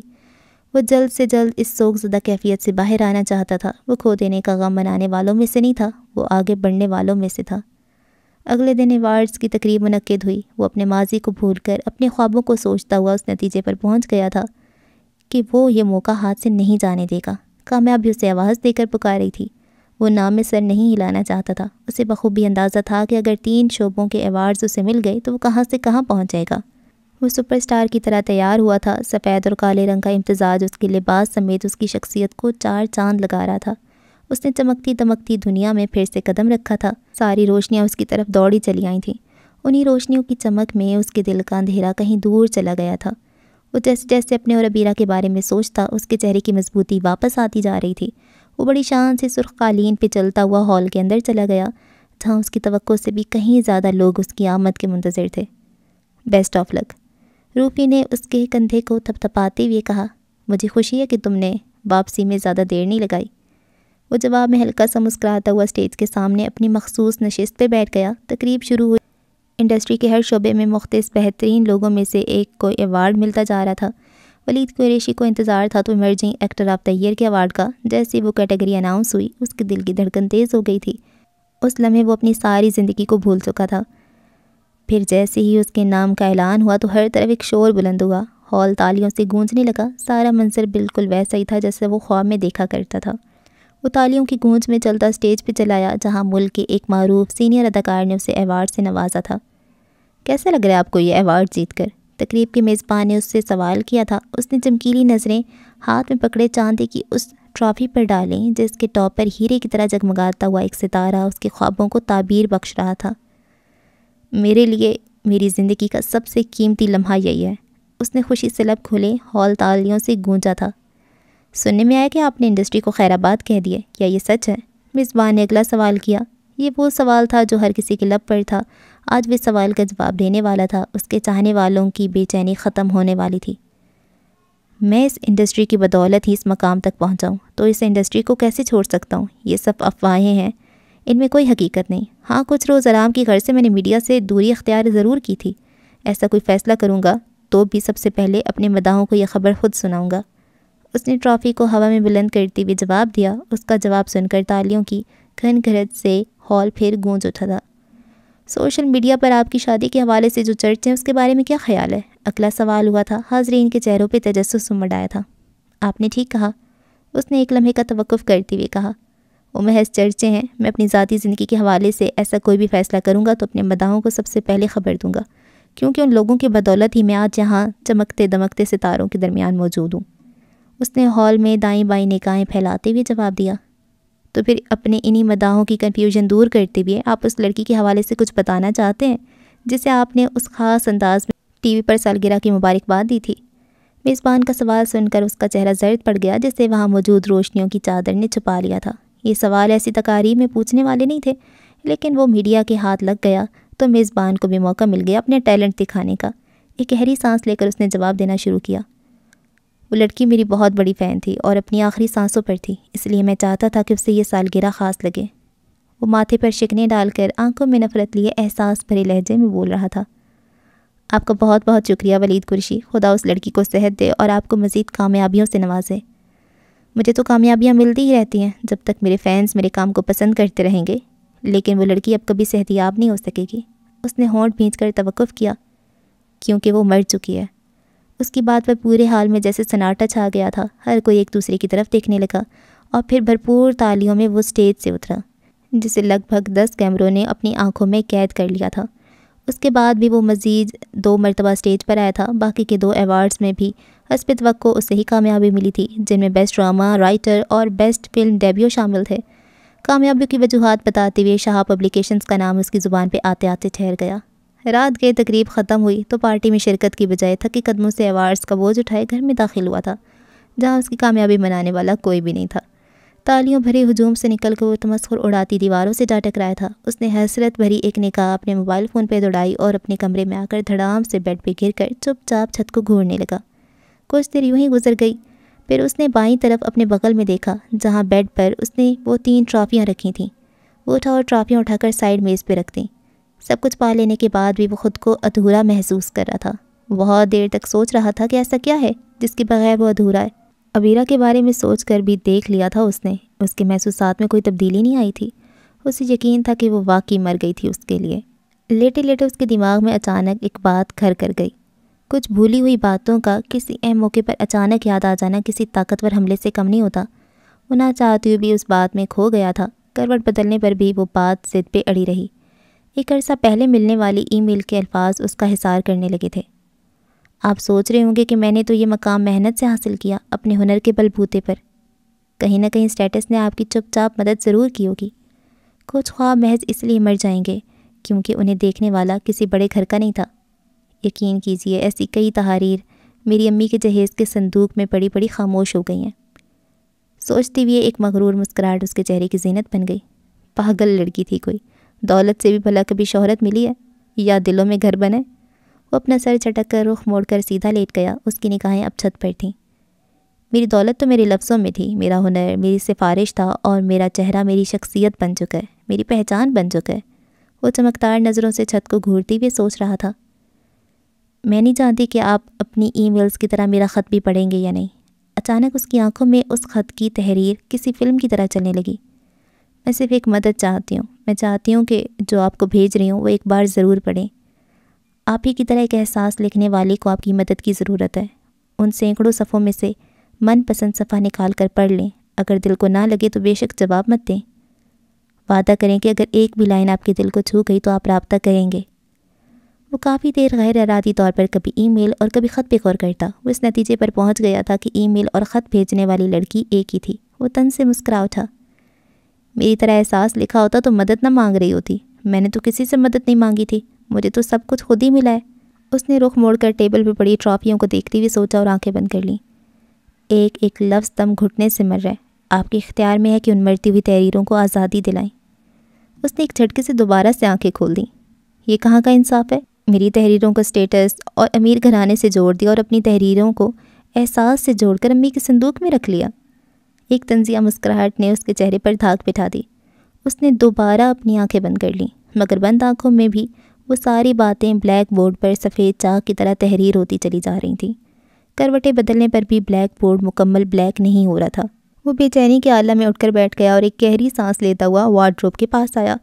پھر اس نے وہ دراز کھول لیا جہاں اس نے فینس کی طرف سے ملنے والے سارے خطوط رکھے تھے۔ جلد ہی اسے وہ بڑا لفافہ مل گیا تھا۔ وہ کچھ لمحوں تک صفحات کو الٹ پلٹ کرتا رہا اور پھر آنکھیں بند کرتے ہوئے اس نے ایک صفحے جو کہ صفحہ نمبر 240 تھا نکال لیا اور بیڈ پہ چلایا۔ بیٹھتی ہی اس نے کچھ سطروں پہ نظر ڈالی۔ انسان بے وفائی برداشت کر لیتا ہے، بے پرواہی نہیں۔ بے وفائی اہمیت کے ختم ہونے جبکہ بے پرواہی اہمیت کے کم ہونے کا نام ہے۔ انسان خاتمہ تو برداشت کر لیتا ہے، کمی نہیں۔ 2 معنی خیز سطریں پڑھ کر اس کا دل بے قرار ہو کر رہ گیا۔ اس کے دھڑکنے کی رفتار میں ہلکا سا اضافہ ہو گیا تھا۔ اس نے جلدی سے ورق کو پلٹا اور ایک جگہ پہ جا کر نظریں ٹکائیں۔ وہم کو اعتبار کی جگہ بٹھا دیا جائے تو اعتبار گھنگرو باندھ دیتا ہے، پھر وہ ایسا رقص کرتا ہے کہ محبت وہم کے تخت پوشت پر بیٹھی محظوظ ہونے لگتی ہے۔ وہ بھی یقینی کے عالم میں ورق کو کبھی پلٹتا اور کبھی سیدھا کرتا۔ ایک ہی ورق کی 4 سطریں اس کے دل کو بے یقینی سے 2-4 کر گئی تھیں۔ وہ اپنی جگہ سے اٹھا اور سارے صفحات اٹھا لایا۔ ایک نظر اس نے وال کلاک پر ڈالی۔ صبح کے 3 بجنے والے تھے۔ آنکھیں ملتے ہوئے اس نے صفحات ایک طرف رکھے اور سونے کے لیے لیٹ گیا۔ انسان بے وفائی برداشت کر لیتا ہے، بے پرواہی نہیں۔ اس کی بند آنکھوں میں پھر سے وہی تحریر گزری۔ اس نے آنکھیں کھول دیں۔ بالکل ٹھیک کہا، اس نے عبیرہ کو تصور میں لاتے ہوئے سوچا۔ مجھ سے بات نہیں کرتی تھی تو میرا دل بجھ جاتا تھا، وہ میرے پیغام کا جواب دینے میں دیر کرتی تھی تو دل بے چین ہو جایا کرتا تھا، وہ جب مجھے نظر انداز کرتی تھی تو میری روح کی جان نکل جاتی تھی، مگر پھر بے وفائی کی اس نے، اور یہ اس کا مجھ پر احسان تھا۔ آج میں ان ساری اذیتوں سے نکل آیا ہوں، نہ میرا دل بے قرار ہوتا ہے، نہ میری روح مرتی ہے۔ تم نے ٹھیک کہا، انسان بے وفائی برداشت کر لیتا ہے، میں نے بھی خاتمہ برداشت کر لیا۔ ہر وقت دل کے جذبات کی روانی میں ہاتھ دھو کر کوئی محبت کے پیچھے پڑ جائے تو اس کی بے وفائی پہ تکلیف نہیں ہوتی، یا پھر اتنی تکلیف ہوتی ہے کہ حد سے گزر جاتی ہے۔ حد سے تو کچھ بھی گزر جائے فنا ہو جاتا ہے. وہ محبت میں حد سے گزری تھی تو وہ فنا ہوئی تھی. جب بے وفائی میں حد سے گزری تو محبت فنا ہوئی, اور محبت کے فنا ہوتے ہی مر گئی ہے وہ. ہاں مر گئی ہے وہ میرے لیے. ایک افسوس بھری مسکراہٹ اس کے چہرے پہ آئی اور پھر رخت سفر باندھ لیا. جاتے جاتے وہ ہاتھ ہلا کر اسے یوں خداحافظ کہہ رہی تھی جیسے وہ اس کا آخری سفر ہو, ایسا سفر جس میں دوبارہ سے ملنے کی امید نہ ہو. وہ جاتے جاتے اس کے چہرے سے غم کی ساری کھال اتار کر لے گئی تھی. پھر وہ تازہ دم چہرہ لیے نیند میں گم ہو گیا. ایسا گم ہوا کہ حسب معمول فجر کی اذانیں اس کی سماعتوں سے کوسوں دور ہو گئی تھیں. فلاح کی صدا آ رہی تھی اور اس کی دائیں طرف رکھی خواہشوں اور خوابوں کی تینوں مورتیوں سے ٹکرا کر غفلت کی کھڑکی سے باہر نکل رہی تھی. وہ جوں کا توں نیند میں گم رہا. 3 دن سے علی کا بخار نہیں اترا, آج بھی ساری رات ہانپتا رہا ہے. میں تو کہتی ہوں گولیوں کے چکروں سے نکل کر اسے کسی اچھے ڈاکٹر کو دکھانا چاہیے. ثریا بیگم نے فکر مندی سے کہا. ٹھیک کہہ رہی ہیں, میں بھی یہی سوچ رہی تھی. ناشتہ کر کے لے جاتے ہیں اسے اسپتال. توے پہ روٹی ڈالتی ہوئی عائشہ بولی تھی. میں تو ساری رات جاگتی رہی ہوں, اسی پریشانی میں رہی کہ اگر میری آنکھ لگی تو معصوم تو بول بھی نہیں سکتا. ثریا بیگم کی آواز پر آئی. امی کیوں فکر کرتی ہیں؟ خدا کا فیصلہ اور خدا کی مرضی ہوتی ہے. وہ ہر انسان اس کی حیثیت دے کر امتحان میں ڈالتا ہے. بس آج سے وہ میرے ساتھ سوئے گا. ویسے بھی میں تو جاگ ہی رہی ہوتی ہوں آدھی رات تک. آپ اپنی نیند پوری کیا کریں. وہ روٹی پلٹتے ہوئے اطمینان سے بولی. اولاد کو دکھ میں دے کر کہاں نیند آتی ہے؟ پھر وہ چاہے کہیں بھی سو جائے, دل کو تو تکلیف رہتی ہے بیٹا. ثریا بیگم نے آنسو صاف کرتی ہوئی کہا. اچھا چھوڑے نا امی, کیوں صبح اس طرح پریشان کر رہی ہیں, خود کو بھی اور مجھے بھی. پہلے آپ ناشتہ کر لیں, عالیہ اور میں بعد میں کر لیں گی. میں تب تک علی کو ناشتہ کروا کے اس کے کپڑے بدلوا دوں. اس نے توے سے روٹی اتارتی ہوئی کہا اور کچن سے باہر آ گئی. اسی دوران دروازے پہ دستک ہوئی اور پھر کچھ لمحوں بعد فقیر نے اللہ کے نام پر مانگنے کی صدائیں بلند کیں. لو ہو گیا دن کا آغاز. لوگ مرغ کی اذان سن کر اٹھتے ہیں اور میں یہ منگتوں کی مانگ سن کر. عالیہ عائشہ کے کمرے میں داخل ہونے پر بیزاری سے جمائی لیتے ہوئے بولی. دن کا آغاز صبح کی اذانوں کے ساتھ ہی ہو جاتا ہے. باہر سورج کو جا کر دیکھو, اس کی آنکھیں باہر آ گئی ہیں اور تمہاری آنکھیں کھلنے کا نام نہیں لیتی. امی نے کتنی بار کہا ہے کہ نماز پڑھ کر دوبارہ مت سویا کرو, رزق سے برکت اڑ جاتی ہے. اس نے عالیہ کو ڈانٹتے ہوئے الماری میں سے علی کے کپڑے نکالے. رزق سے برکت ویسے بھی اڑنے والی ہے, جا کر ڈال آئیں اسے کچھ. وہ بیزاری میں بستر سے نیچے اترتی ہوئے بولی. فضول باتیں چھوڑو, ادھر جگ میں دیکھو, 20 روپے پڑے ہوں گے, دے آؤ جا کر. میں تب تک علی کو ناشتہ کروا دوں. 20 روپے کے 4 سموسے آ جاتے ہیں امی. میں مانگ لوں تو 100 باتیں سننے کو ملتی ہیں, اور وہ جو بار بار مانگتے ہیں انہیں آسانی سے مل جاتے ہیں. صبح ناشکری کی باتیں نہ کرو. ہم پہلی علی کی وجہ سے پریشان ہیں. امی سے اسپتال لے کر جا رہی ہیں اور میرا خیال ہے کہ تمہیں بھی ساتھ جانا چاہیے. ساتھ تو میں چلی جاؤں گی باجی, لیکن یہ 20 میں سے 10 میں رکھ لوں. وہ معصومیت بھرے لہجے میں بولی. عالیہ, عائشہ نے غصے سے اس کی طرف دیکھا تو وہ ہنس پڑی. مذاق کر رہی تھی باجی, 1 منٹ میں غصہ آ جاتا ہے آپ کو. صرف غصہ نہیں آتا, کبھی کبھی تکلیف بھی ہوتی ہے تمہاری باتوں سے. سوچ سمجھ کر بولا کرو. جاؤ اب دے کر آؤ, کہیں ہاتھ خالی نہ چلا جائے. وہ آواز بھی نہیں آ رہی اب. خالی ہاتھ جانا ان کی فطرت میں نہیں ہوتا, کچھ نہ کچھ لے کر ہی جاتے ہیں یہ لوگ. وہ ہاتھ میں پکڑے 20 روپے دیکھ کر طنز دیا لہجے میں بولی اور باہر چلی گئی. ہلکا سا دروازہ کھول کر اس نے ہاتھ آگے بڑھایا اور مٹھی کھول دی. یہ لیں, اور ساتھ میں شکریہ بھی ادا کرنا ہے آپ کا. بنا الارم کے جگا دیتے ہیں آپ لوگ, اس نے طنز کرتی ہوئی کہا, جبکہ اس کے ہاتھ سے کسی نے روپے نہیں پکڑے. کیا ہوا, یہ بھی کم ہے. اب یہ گھر ہی ہے ایک ہمارے پاس, ایسے تو آپ کے نام لگانے سے ہم رہے. یہ پیسے پکڑیں ورنہ اتنی بھی نہیں ملیں گے. وہ غصے سے بولی, جبکہ دروازے کی دوسری طرف سے کھانسنے کی ہلکی سی آواز آئی. کھانسی کا شربت بھی چاہیے؟ اس نے ایک دم دروازہ کھولتے ہوئے غصے سے پوچھا. ولید سوچ ہی رہا تھا کہ اتنا گہرا لکھنے والا یا تو بہت خاموش ہو سکتا ہے یا پھر ہر کسی پہ غصہ کرنے والا. اس نے مسکراتے ہوئے عالیہ کو دیکھا, جبکہ عالیہ سمجھ میں نہ آنے والے انداز میں مسلسل اسے دیکھ رہی تھی. یہ کس قسم کے فقیر ہیں آپ؟ وہ حیران ہو کے اسے سر سے پاؤں تک کھو رہی تھی. فقیر کو پیسے دے کر بھیج دیے میں نے. ویسے جتنی دیر وہ بیچارہ کھڑا رہا 20 روپے کم تھے اس کے لیے. ولید نے مسکراتے ہوئے جواب دیا. آپ تو ایسے احسان جتا رہے ہیں جیسے وہ کوئی ہمارا بے یار و مددگار رشتہ دار تھا. وہ اسے سر سے پاؤں تک گھورتی ہوئی بولی. احسان ہی جتا رہا, نہ ہی میں نے کوئی احسان کیا ہے. میں تو بس آپ کو سب سمجھ گئی. اس کی بات کاٹ کر بولی. اب آپ اپنا اچھا سا تاثر دے کر کوئی سرف یا منجن بیچنے کی بات کریں گے؟ دیکھیے میری بات سنیے, آپ میری انسلٹ کریے, میں یہاں کچھ بیچنے نہیں آیا. ولید کے چہرے سے مسکراہٹ غائب ہو گئی. ولید قریشی نام ہے میرا, سنا تو ہوگا آپ نے. آپ کا جو بھی نام ہو, ہمیں کچھ نہیں خریدنا. اس نے سخت لہجے میں کہتی ہوئی دروازہ بند کر دیا. دروازہ بند کرتی وہ حیرت سے زیر لب بولی، ولید قریشی؟ اسے جیسے کوئی جھٹکا لگاؤ۔ اس نے جھٹ سے دروازہ کھول دیا۔ اس دوران ولید نے اپنی آنکھوں سے چشمہ اور سر سے ٹوپی اتار لی تاکہ وہ اسے پہچان سکے۔ وہ سکتے میں آ گئی۔ وہ ابھی سو کر اٹھی تھی، لہٰذا پل بھر کے لیے تو وہ اسے خواب لگ رہا تھا۔ اس کی آنکھیں ملنے پر بھی ولید دروازے سے غائب نہیں ہوا تھا۔ آپ کی میل اور خط پڑھے ہیں میں نے، اور آپ کی نا امیدی کو غلط ثابت کر دیا۔ میرا دل اس قدر پگھلا کہ صبح کے 9:30 بجے میں یہاں موجود ہوں۔ اس نے بدستور مسکراتے ہوئے اپنے آنے کی وجہ بتائی۔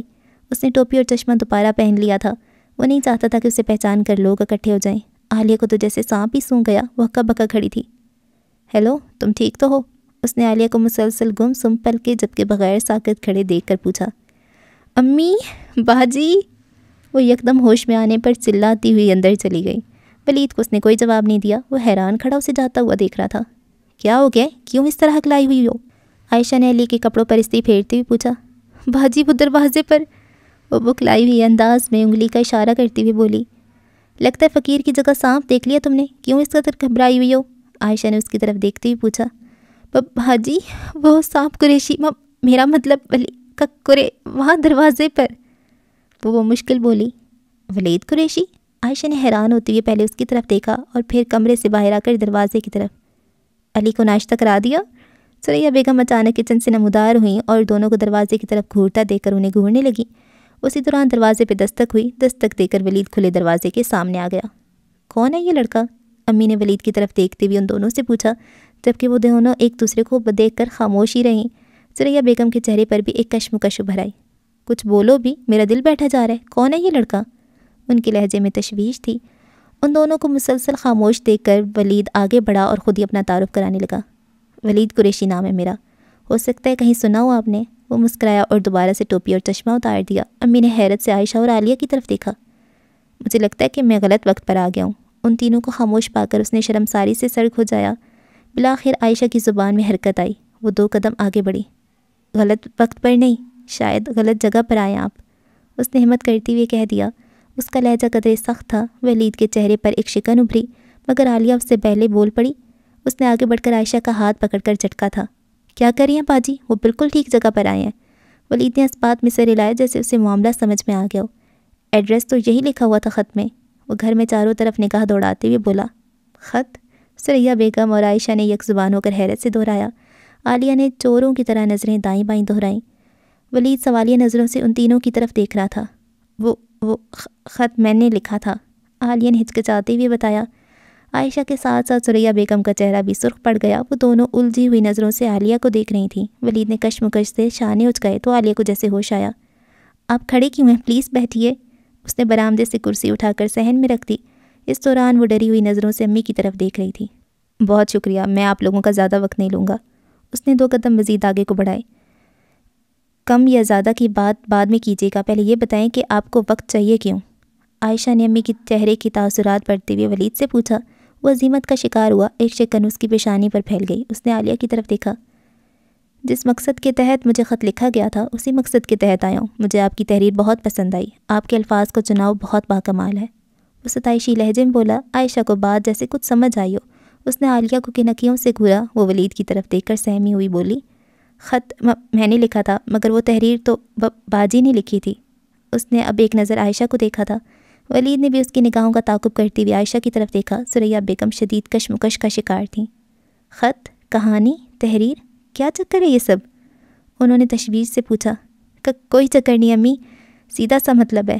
عالیہ نے ولید پہ نظر ڈالی۔ میں نے ان کو خط لکھا تھا تاکہ وہ باجی کی کوئی مدد کر سکیں۔ تم کچھ الٹا سیدھا لکھنے سے پہلے مجھ سے پوچھ تو لیتی، حد کرتی ہو تم بھی۔ عائشہ اس کی بات سن کر غصے سے آگ بگولا ہو گئی۔ وہ ولید قریشی کی موجودگی کو بھول گئی تھی۔ وہ بھی اس گھر میں خود کو ملنے والی عزت پہ حیران تھا۔ انہیں مت ڈانٹیے، اس نے عائشہ کو منع کیا۔ انہوں نے کچھ الٹا سیدھا نہیں لکھا تھا خط میں، صرف یہ لکھا تھا کہ آپ کی تحریر اور آپ کے ہنر کو ایک موقع چاہیے، اور مجھے واقعی لگتا ہے کہ آپ کو موقع ملنا بھی چاہیے۔ وہ اب عائشہ سے مخاطب تھا۔ عالیہ کی جان میں جان آ گئی۔ امی کے چہرے کے تاثرات بھی قدرے نرم پڑ گئے تھے۔ دیکھیے، آپ یہاں تک آئے، آپ کا بہت شکریہ، لیکن مجھے نہ تو موقع چاہیے اور نہ ہی مدد۔ لکھنا میرا شوق تھا جو میں نے کب کا چھوڑ چکی ہوں۔ عائشہ نے اس بار جیسے التجا کی۔ انسان اپنا شوق کبھی نہیں چھوڑتا، اگر وہ اقرار بھی کرے تب بھی نہیں۔ مجھے بھی آپ کی طرح صرف ایک موقع ملا تھا، اور دیکھیں آج میں کہاں ہوں۔ اس سے قائل کرنے لگا۔ وہ تو قائل نہ ہوئی لیکن عالیہ ہو گئی تھی، اب فرنٹ فٹ پہ چلی آئی وہ۔ ٹھیک کہا آپ نے، اپنے ٹیلنٹ کو اپنے سامنے مرتا دیکھنے سے بہتر ہے کہ اسے ایک موقع دیا جائے۔ یاد کرے باجی، کہاں کہاں کوشش نہیں کی تھی ہم نے کہ آپ کی کہانی چھپ جائے، اب اگر موقع مل رہا ہے تو اسے ضائع مت کریں۔ تم چپ رہو، بہن جو کہہ رہی ہے ٹھیک کہہ رہی ہے۔ امی نے اسے خاموش کرایا اور مشکور نظروں سے ولید کو دیکھنے لگیں۔ دیکھو بیٹا، تم جتنے ٹی وی پہ اچھے لگتے ہو اس سے کہیں زیادہ اب لگ رہے ہو۔ دوسروں کی مدد اچھا جذبہ ہے، یقیناً اسی وجہ سے تمہیں ساری کامیابیاں ملی ہوں گی، لیکن بیٹا ہمارے گھروں میں وہ سارے خواب نہیں رہتے، وہ نہ تو ہماری دسترس میں ہوتے ہیں اور نہ خواہش میں۔ عزت کے ساتھ 2 وقت کی حلال روٹی مل جاتی ہے، وہی کافی ہے ہمارے لیے۔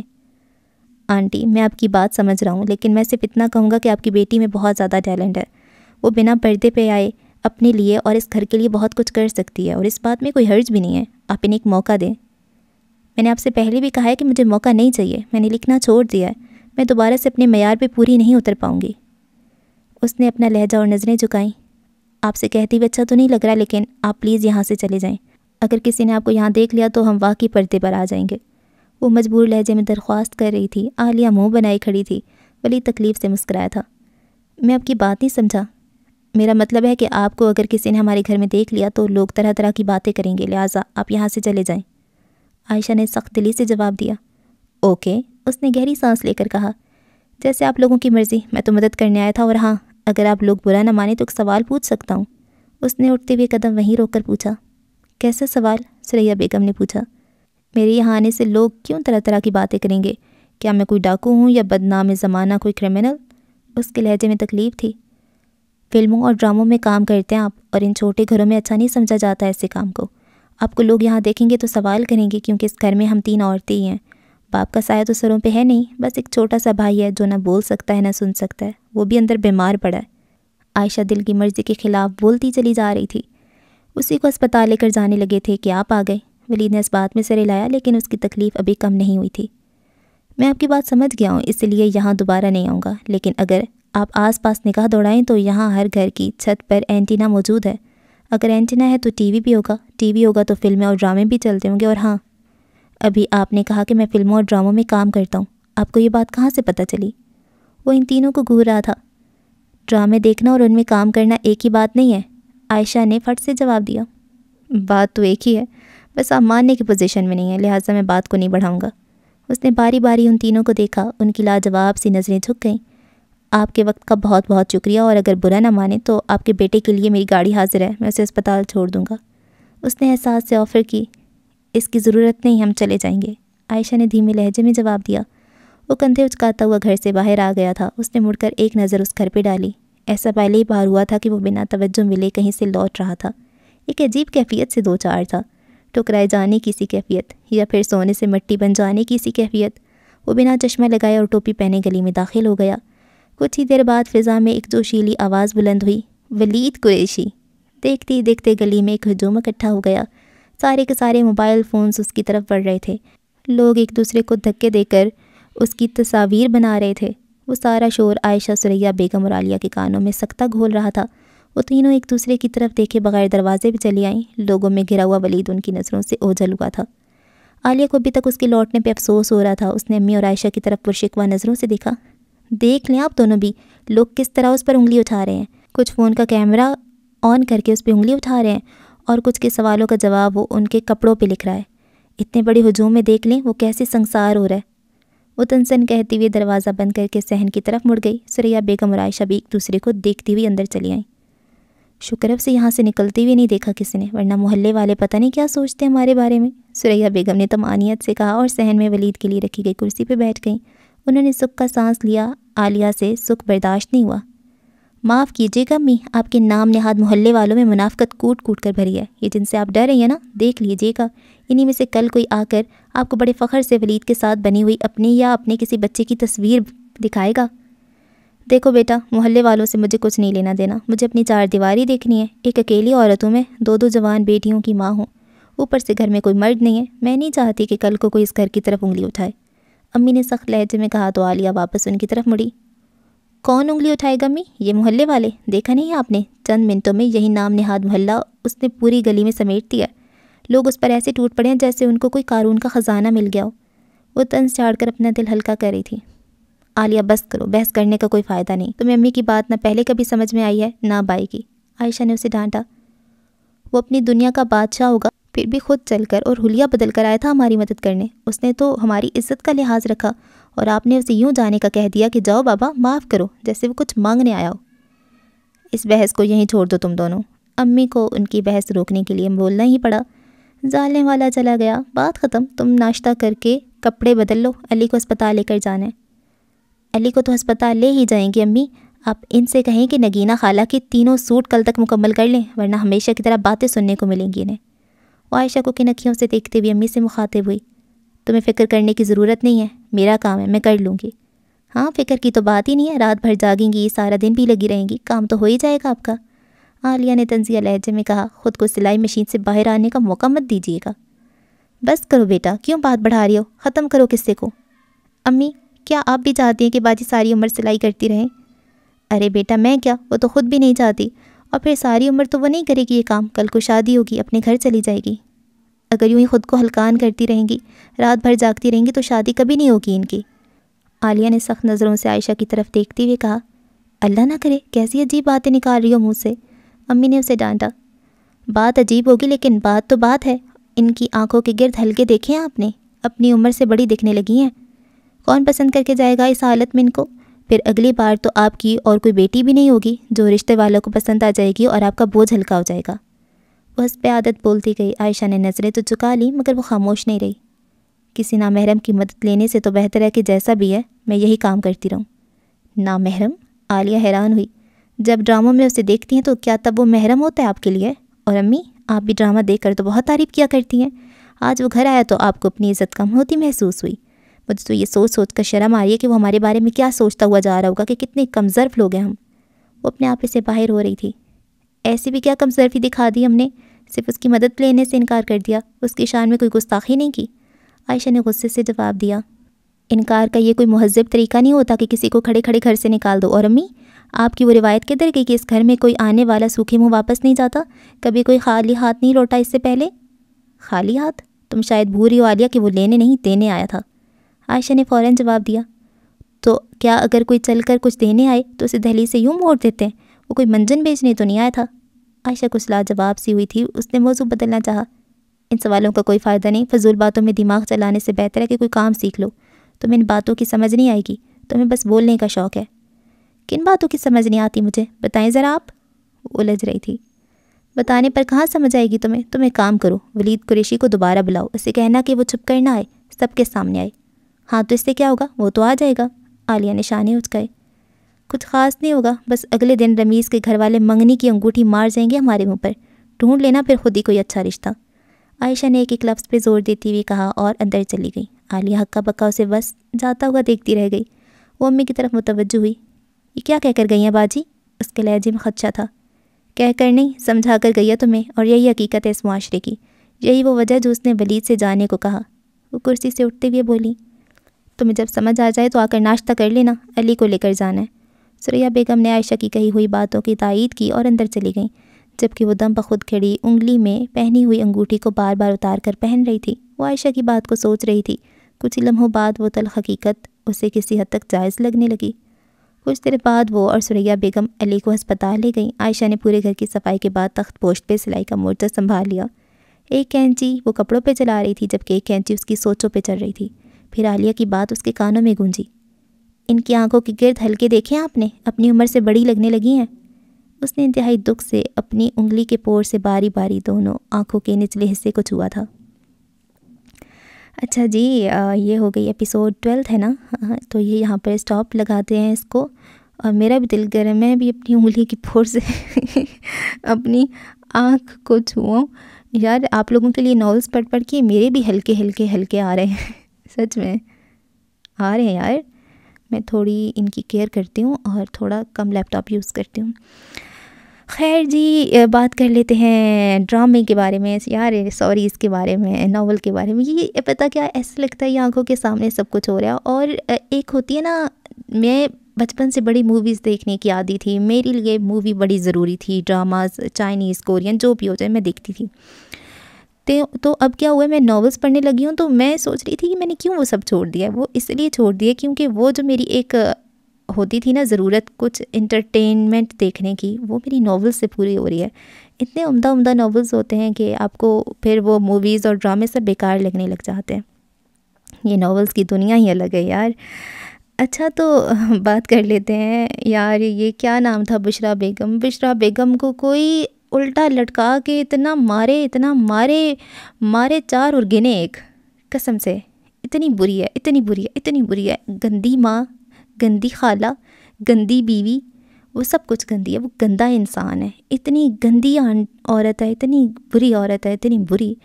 وہ کسی بھی ایک رشتے پہ فٹ نہیں آتی. جو بندہ کہے کہ ہاں چلو یہ بری ہے تو بہن تو اچھی ہے، وہ بہن بھی بری ہے. اس نے اپنی بہن کی بیٹی کا خیال نہیں کیا، اس نے اپنے ہسبینڈ کا خیال نہیں کیا. وہ کچھ بھی اچھی نہیں ہے. تو بشرا آنٹی تم بہت ہی گھٹیا عورت ہو یار. تم میرے سامنے آؤ نا، میں تم کو اتنی کھری سناؤں نا تم لگ سمجھ جائے. مجھے غصہ آ رہا ہے، مجھے بشرا آنٹی کا گلا دبانا ہے. کیا کرتی ہے یار وہ. اسے اتنا موقع مل رہا ہوتا ہے بار بار اپنی غلطی سدھارنے کا، وہ بار بار کچھ گندا کام کر جاتی ہے، صرف اس وجہ سے کہ جو رحمان صاحب ہے نا وہ میری تعریف کرے. بڈھی عورت، تم نے اب تعریف سننی ہے؟ یہ عمر ہے تمہاری، وہ جو زندگی گزارنے دو. اور وہ تمہاری کیا تعریف کرے، وہ تمہاری برائی بھی تو نہیں کرتا. ہاں وہ کبھی کبھی اس کا ذکر کر دیتا ہے تو وہ رحمان کو سناؤ کھری کہ میرے سامنے اس کی بکواس نہ کیا کرو. مجھ سے شادی کی ہے تو اب چپ کر کے میرے ساتھ رہو، اس کی بات نہ کرو. پر یہ نہیں، پر یہ اس کو نا اب غلط ثابت کرنے کے لیے الٹی گیمیں کھیل رہی ہے. بہت بہت بہت گندی بات ہے یار. میں سوچتی ہوں جو بندے غلط کام کر رہے ہوتے ہیں وہ ایک تو ان کے پاس جگرا ہی ایک الگ قسم کا ہوتا ہے. اتنا زیادہ جگرا کہ اگر ان کی غلطی پکڑی گئی اور ان کا نام سامنے آ گیا تو وہ کیسے فیس کریں گے، یہ بات. اور دوسری بات، کوئی کسی کے ساتھ کیسے غلط کر سکتا ہے اتنا زیادہ، صرف اس وجہ سے کہ مجھے ٹیمپرری خوشی ملے. مجھے غصہ آ رہا ہے سچی میں اب سوچ رہی ہوں تو مجھے زیادہ غصہ آ رہا ہے. اللہ اتنے گھٹیا لوگ ہوتے ہیں. ویسے ایک بات بتاؤں، ریئل میں بھی ہوتے ہیں ایسے لوگ، اور بہت ہی گھٹیا لوگ ہوتے ہیں. اتنے برے لوگ یار. پہلے تھوڑی ٹینشنیں ہوتی ہیں، تم لوگ ٹینشنز میں لوگوں کا اضافہ کرو، لوگوں کو دکھی کرے ہو. تم لوگوں نے مرنا نہیں ہے، تم لوگوں نے نہیں جانا قیامت والے دن، تم لوگوں سے حساب نہیں ہوگا. نماز روزہ پورا ہوتا نہیں ہے، انسانوں کے بھی حقوق ہم خراب کرنا شروع کر دیں، ان کو بھی تکلیف دینے لگ جائیں. حد ہو گئی. اوکے کول ڈاؤن، کنٹرول طیبہ کنٹرول. تو عبیرہ کی بات کر لیتے ہیں. عبیرہ بھی پھر اپنی ماسی پہ ہی گئی ہے نا. اس نے یار وہ کہتی ہے کہ میں تمہارے لیے مجرم تو نہیں ہوں شاویز، تم ہو مجرم. تم نے اس کو اچھا خاصا لارا لگایا ہے. بھی صاف بات نہیں کہ وہ 11واں کھلاڑی 12واں کھلاڑی، کریز اور آؤٹ ناٹ آؤٹ اور یہ ساری باتیں کون کرتا تھا. تم اس کو کہتی نہیں تھی کہ مجھے لگتا ہے کہ اب وہ والا آؤٹ ہونے والا ہے اور وہ والا نہیں آؤٹ ہونے والا. کہتی تھی نا تم. تو وہ کیا تھا؟ اور وہ جو لال رنگ پہن کے میں آئی ہوں کہ تمہیں اچھا لگے گا، وہ کیا تھا؟ میں شروع سے کہہ رہی تھی عبیرہ کو پتہ ہے شاویز کی انٹینشنز کا، پھر بھی اس کے ساتھ کیوں گھوم رہی ہے، اس کے ساتھ کافی کیوں پی رہی ہے. میں نے کہا تھا نا مجھے پتا تھا اس کو اب بھی پتا تھا. لیکن یار ایک بات یہ بھی ہے نا کہ جب ولید شروع سے ہی صحیح تھا عبیرہ کے ساتھ، اس کی جیسے نیچر تھی وہ لاپرواہی کر جاتا تھا گڈ نائٹ اور گڈ مارننگ کا میسیج کرنے میں. لیکن عبیرہ پھر اچھی باتیں تو اس کو نہیں بتاتی تھی نا، شاویز کو بتاتی تھی. بس وہ اپنی شودی شکل لے کے اس کے سامنے بیٹھ جاتی تھی، میرے ساتھ یہ آج ہوا ہے، میرے ساتھ یہ ظلم ہوئے ہیں. تو پھر اس کو ایک ہمدردی، اور وہ بس اس کو ایسا لگتا تھا یہ بندی بڑی اچھی ہے، لیکن اس کے ساتھ جو بندہ ہے وہ اس کے ساتھ سنسیئر نہیں ہے. تو اس کے دل میں بس ایک سنسیئرٹی والی فیلنگز آ گئی، محبت ہو گئی اس کو کہ ٹھیک ہے اگر وہ اس کے ساتھ نہیں ہے تو میں اس کا خیال رکھتا ہوں. تو اس کے خیال رکھنے کے چکروں میں اس کے ساتھ گھومتا رہا. وہ شروع سے ہی بتاتی بھی میں تو شاویز کو پسند کرتی ہوں، شاویز بھی مجھے پسند کرتا ہے، ہم دونوں بڑی خوش ہیں. پر وہ اپنے دکھ ہی اسے بتاتی رہتی تھی بار بار. تو پھر کہتی ہے میں نے تو تمہیں کبھی کوئی نہیں کا اقرار کیا تھا، نہیں کیا تھا. بھینس کی تم، وہ اقرار ہی ہوتا ہے. اس کے ساتھ تم کافیاں پی رہی ہو، چائے پی رہی ہو، وہ اسے لال فراق تھا یا جو بھی تھا تو وہ دکھا رہی ہو، وہ کیا تھا. اور پھر جب وہ اس کا خیال ہی نہیں کرتی. اس کے بارے میں بھی تو سوچو پھر. جب اسے اچھا اس کو کہہ دیتی ہے کہ ہاں میں شادی کے لیے تو نہیں ہوں گی لیکن میں قبولے کہہ دوں گی, تو وہ قبولے سے شادی ہوتی ہے نا. چنی منی کاکی ہو تم. میں خالہ کو بتاؤں گی. تمہاری خالہ جو اچھی ہے تمہاری طرح, پتہ نہیں اپنی خالہ کا. گھنی میسنی. اور شاویز کو میں بالکل غلط نہیں کہوں گی, ٹھیک کیا اس نے. اس کو موقع ملا اور اس نے اس کو لے لیا, اس کا فائدہ لے لیا, ٹھیک ہے, صحیح ہے. اس کو ویسے بھی لگتا ہے کہ وہ اس کے لیے ولید ٹھیک نہیں ہے. ولید نے بھی پھر صحیح کھری سنا ہی دیا نا کہ تم اس کے ساتھ بیٹھ کے آدھی رات کو. اور وہ جو اس کو جلانے کے لیے کہتی تھی میں چاویز کے ساتھ جا رہی ہوں, شاویز آیا ہوا میرے لیے, وہ تو میرے لیے انتظار کرتا ہے, تو وہ تو غلاموں کی طرح کھڑا رہتا ہے کہ میں کوئی حکم کروں. اب سکون آیا. اور غصہ آ رہا ہے مجھے عائشہ پہ. یار وہ آیا ہے, اس کو تم اپنے اور تحریریں دے دو. تو پہلے بھی تم چھاپنے کے لیے دیتی تھی نا, تو وہ چھپانے کے لیے اب آیا تھا. اب تمہیں تکلیف ہوگی کہ وہ مدد کرنا چاہ رہا ہے. وہ تم کسی اور پبلشر کو دیتی تو وہ بھی تمہاری مدد ہی کرتا نا. اتنی الٹی کھوپڑی ہے نا اس عائشہ کی. اچھا ہوا اس کے ساتھ بھی. اب سلائی مشینیں لگا کے نا کرتی رہے کپڑے سلائی, بہت اچھا ہوا ہے. اور ولید بھی ساری باتیں بشرا سے کیوں کر رہا ہے؟ اس بیچارے کو پتہ نہیں ہے نا کہ یہ میری اماں نہیں ہے. اسے کیا پتہ یہ اماں نہیں ہے, یہاں پہ یہ سانپ بیٹھا ہوا ہے ہمارے گھر میں, اس کو ہم پال کے رکھ رہے ہیں. چڑیل نہ ہو تو. رحمان کے ساتھ بھی بالکل ٹھیک ہو رہا ہے. اس کو بھی ایسی بیوی ملنی چاہیے تھی. وہ اس نے سکینہ کو چھوڑا ہے نا, وہ جو اچھی عورت تھی, یہی ڈیزرو کرتا تھا یہ سمپیری. اللہ.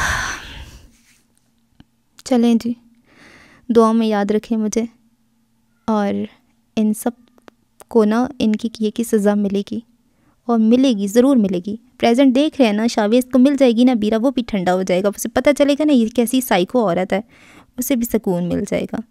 اور ابیرا کو جب پتہ چلے گا نا یہ میری خالہ جو اچھی ہے, میری سکی رشتہ دار, اور جو میرا ہسبینڈ ہے انہوں نے گیم کھیلی تھی, اسے بھی ٹھنڈ پڑ جائے گی. رحمان کو جب پتہ چلے گا نا میری بیگم ہی ایسی نکلی ہے جس کے لیے میں نے سب کو چھوڑا تھا, اس کو بھی سکون آ جائے گا. ولید کو تو سکون آ ہی رہا ہے کیونکہ ولید ہی ولی ہے, وہ دیکھ رہا ہے نا سارا کچھ, اس کو اب صحیح والا سکون آ رہا ہے.